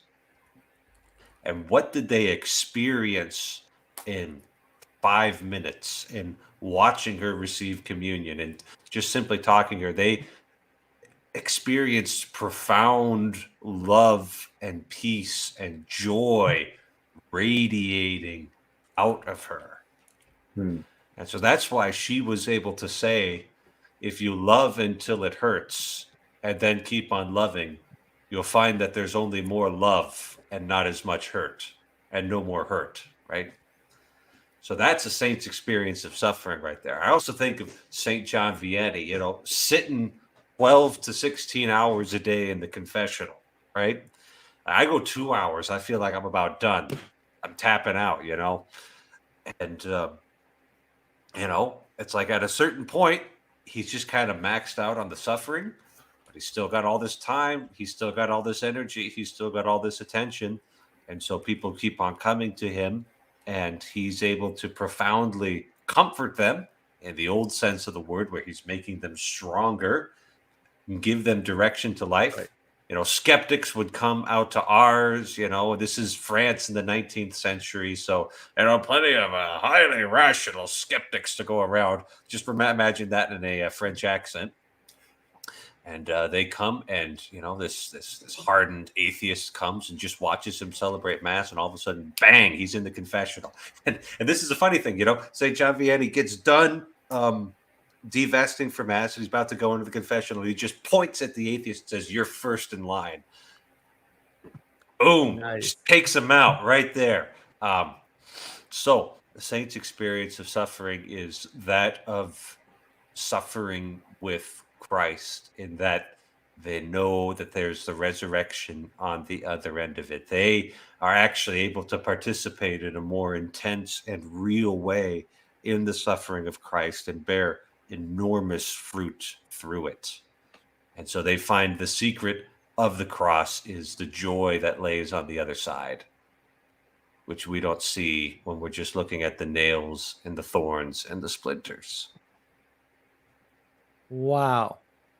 I love it when you do that, Father Eric. You're always impressive. But the reason why I focus on struggles so much is because we tend to fall into these binaries, and people are like suffering, no suffering, or suffering, happiness. Those are binaries. And that's how we got here. We got here with the flattening of everything.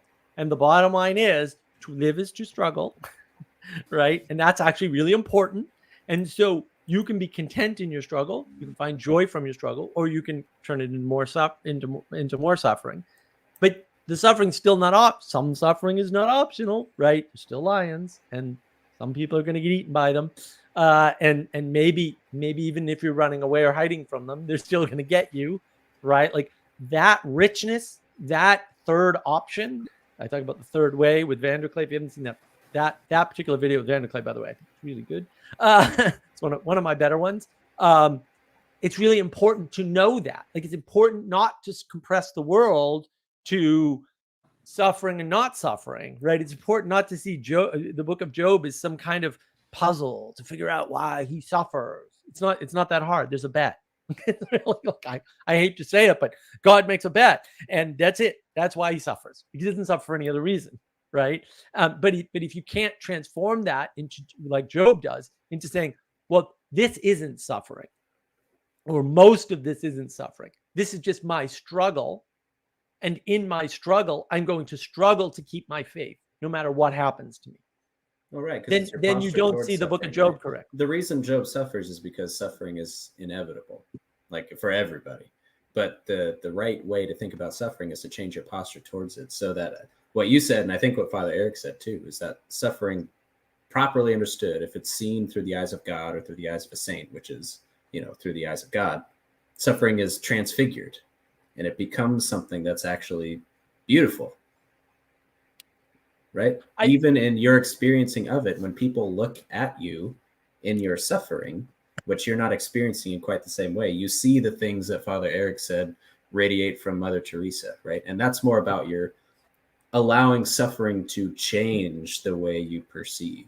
So you have an open posture towards it, not like you're seeking self-flagellation for its own sake, right? Because that's a mistake. But letting it transform you to see what real truth is. But that's the danger, right? When you start from suffering, and this is hierarchy of attention, right? When you start from suffering, you're either going to go nihilism or self-flagellation. Like you just have to include suffering. You can't exclude it. You can't run away from it. You can't ignore it. Right, but you see what I'm saying? Like, that's why you need a third thing. Like, you need a thing that isn't optional, and then you need a thing that is an optional state. The optional state, the state where you have free will, is called life. Life is struggle. That's the optional state. The non-optional state is the suffering, which isn't to say you can't create more of it, right?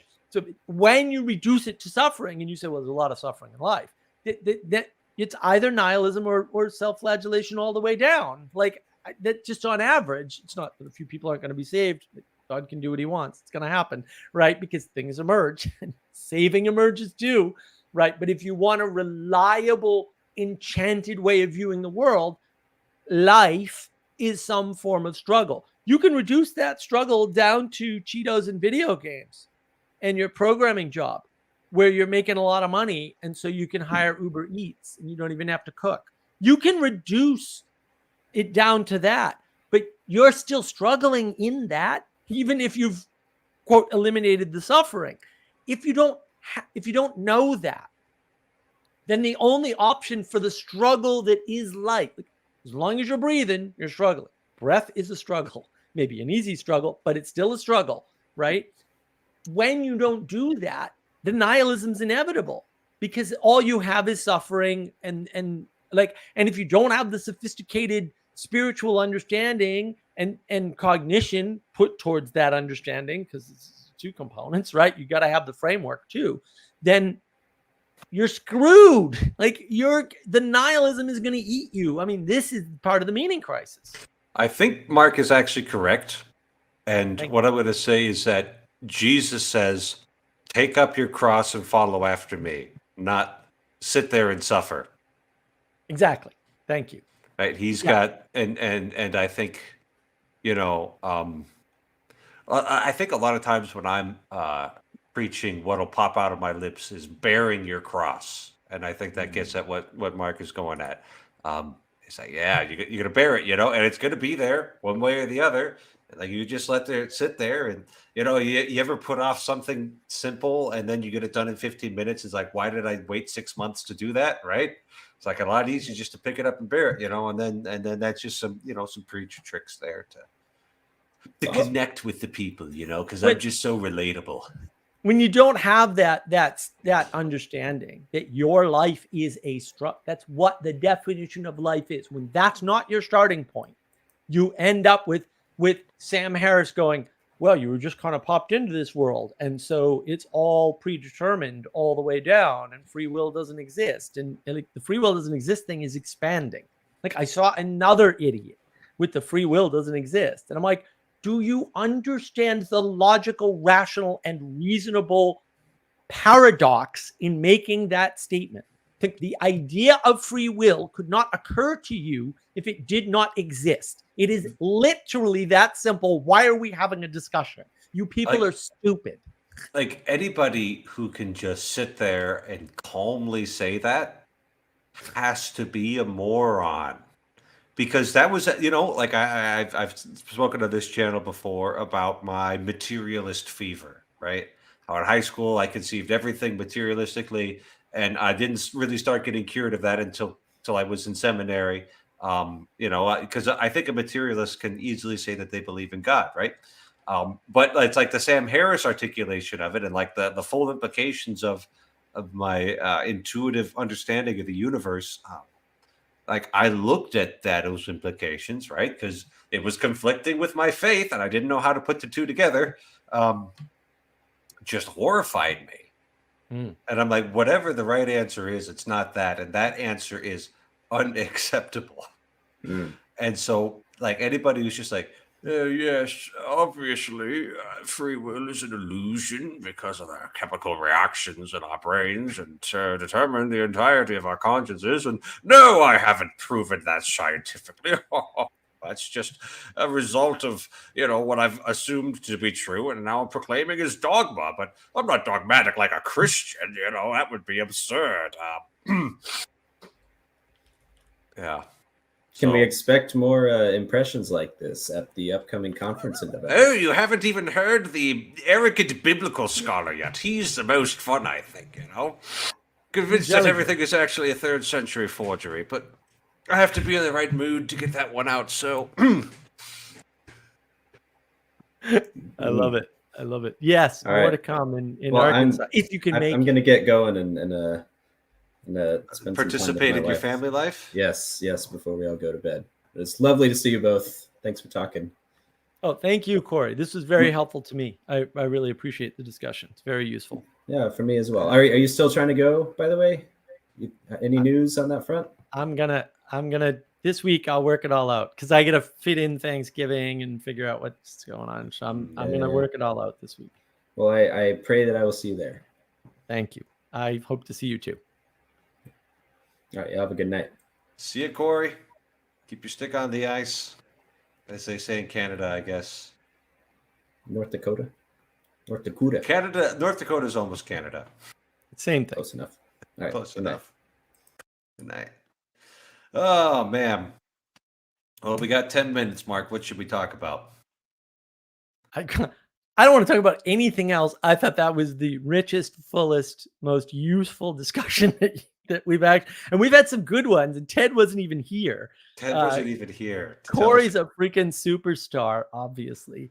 Yeah. And for him to come up with hierarchy of attention and to sort of bleed into that, I thought that, like, I'm very hopeful. Like, finally, these people are starting to get it. So, oh, there we go.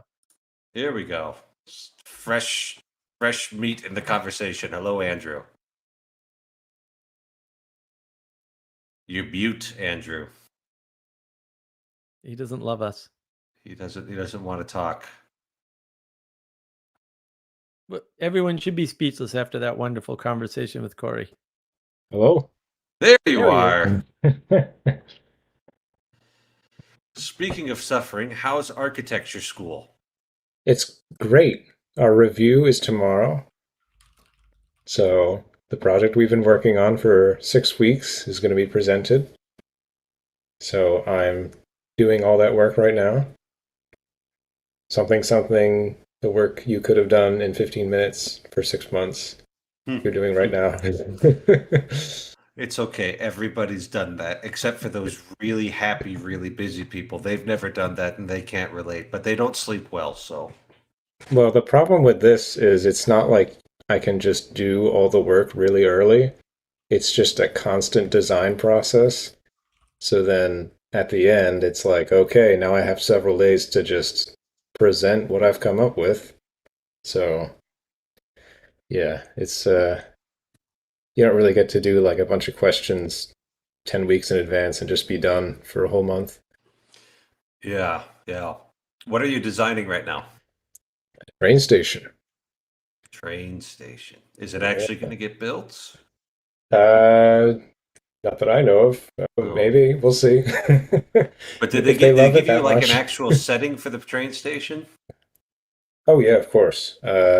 It's nearby. It's a town nearby. There's a really old train station that it used to run. Now it doesn't. And the track runs through this town, which is actually the center of the county. And it goes on and on and on, and then eventually the railroad just deteriorates, so it doesn't actually go anywhere. But the whole program is they're building a new one there, and you're going to design it. And there's going to be an office building in it, and a couple other things. So, yeah, it's really cool. And due tomorrow. And due tomorrow. Yeah. So you're But going to it'll be be great. presenting this to your class, to your professors, to the whole school? To the class. Each person gets up individually. They put up their presentation boards, and if they have a physical model of the building, which they should, then they'll present that as well. And they'll get up there and they'll explain all their decisions and the form that they made and why they made it, and then they'll have to stand up there and justify all their decisions. And you know, if we're paying for this, you're gonna have to explain to us why. So that's what we're doing. That's Sometimes, yeah, it's really cool. But sometimes we do present to quote unquote everyone. We'll do it in the school gallery, and anybody in the public is welcome to come see it. So, yeah, it's pretty cool. A lot of people get nervous. Yeah. Have you just tried not being nervous? Oh yeah, I'm okay, but a lot of people, it can be tough.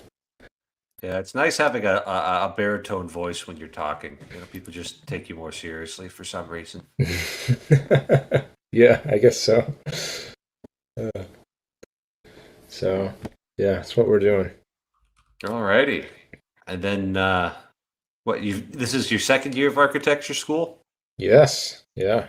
And you're still cooking along, huh? So far, so good. We'll see what happens. Alrighty. Well, it is actually a tradition in my family that the priests get to build churches, because I had two great uncles who were priests in Minnesota, and both of them built churches from the ground up. With their bare hands? With their bare hands, yes. Everybody has a set of bare hands in their cupboards, and you use those to build churches. That's how we do things in the states bordering Canada. So basically, I'm going to need a architect to build my my churches, and it's going to be you, Andrew, because I know you're just a good old kid, good Catholic kid. You're not Awesome. going to you're not going to build a freaking spaceship and put an alien St. John outside of it. Which I was having sushi with another priest on Friday, and they showed me pictures of his church, which looks like a spaceship, and they have alien St. John standing outside of it, and Wow. he's just hoping somebody will come and vandalize it. Or is he hoping for aliens to come and, feel more at home at this church? You know what? Knowing this guy, he would be the first priest on earth to baptize a bunch of aliens. It is 100% something that would happen to him. Oh, man. Father, are you sure you don't want to worship in Frank Gehry's Guggenheim? I'm quite certain, 100% actually.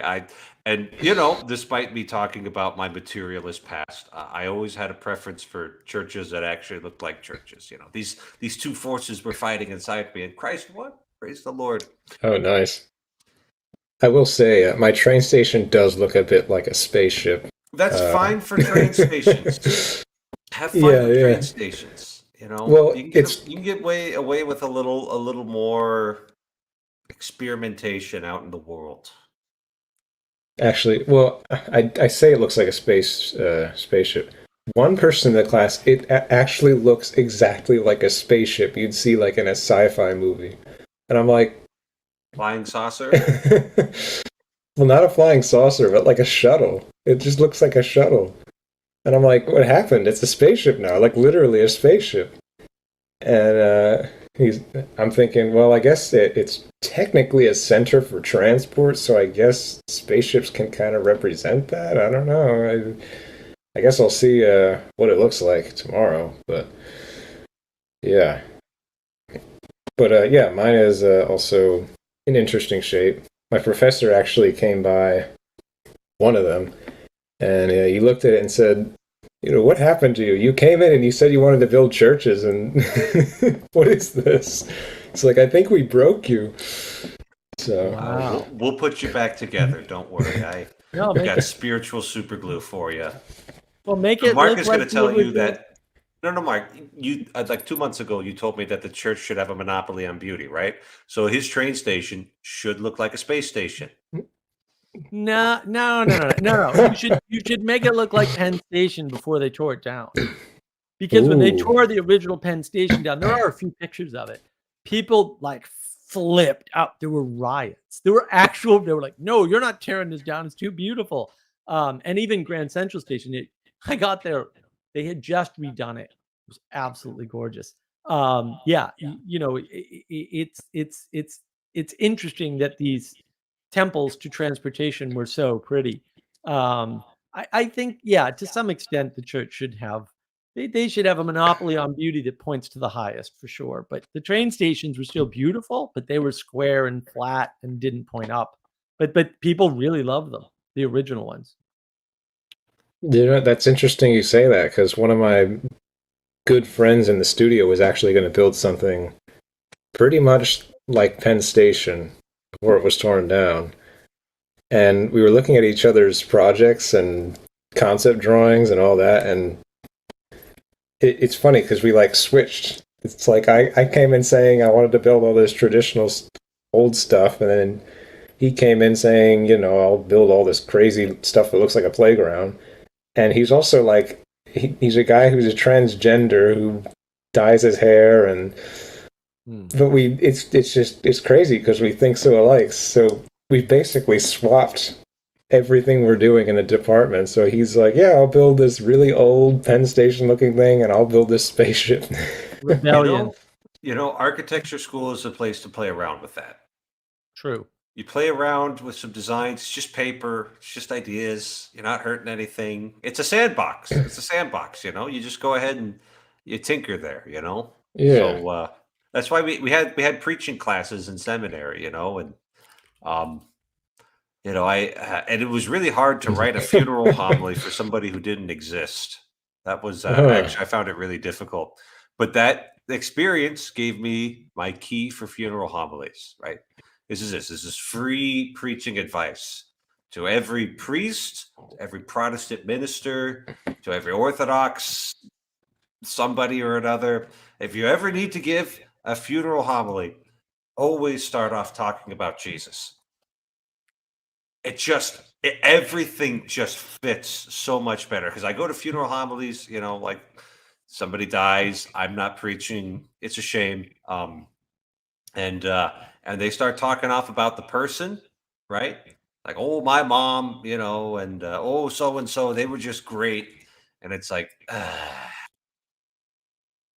Start high. Hmm. You gotta have the right hierarchy of attention, as Corey would say.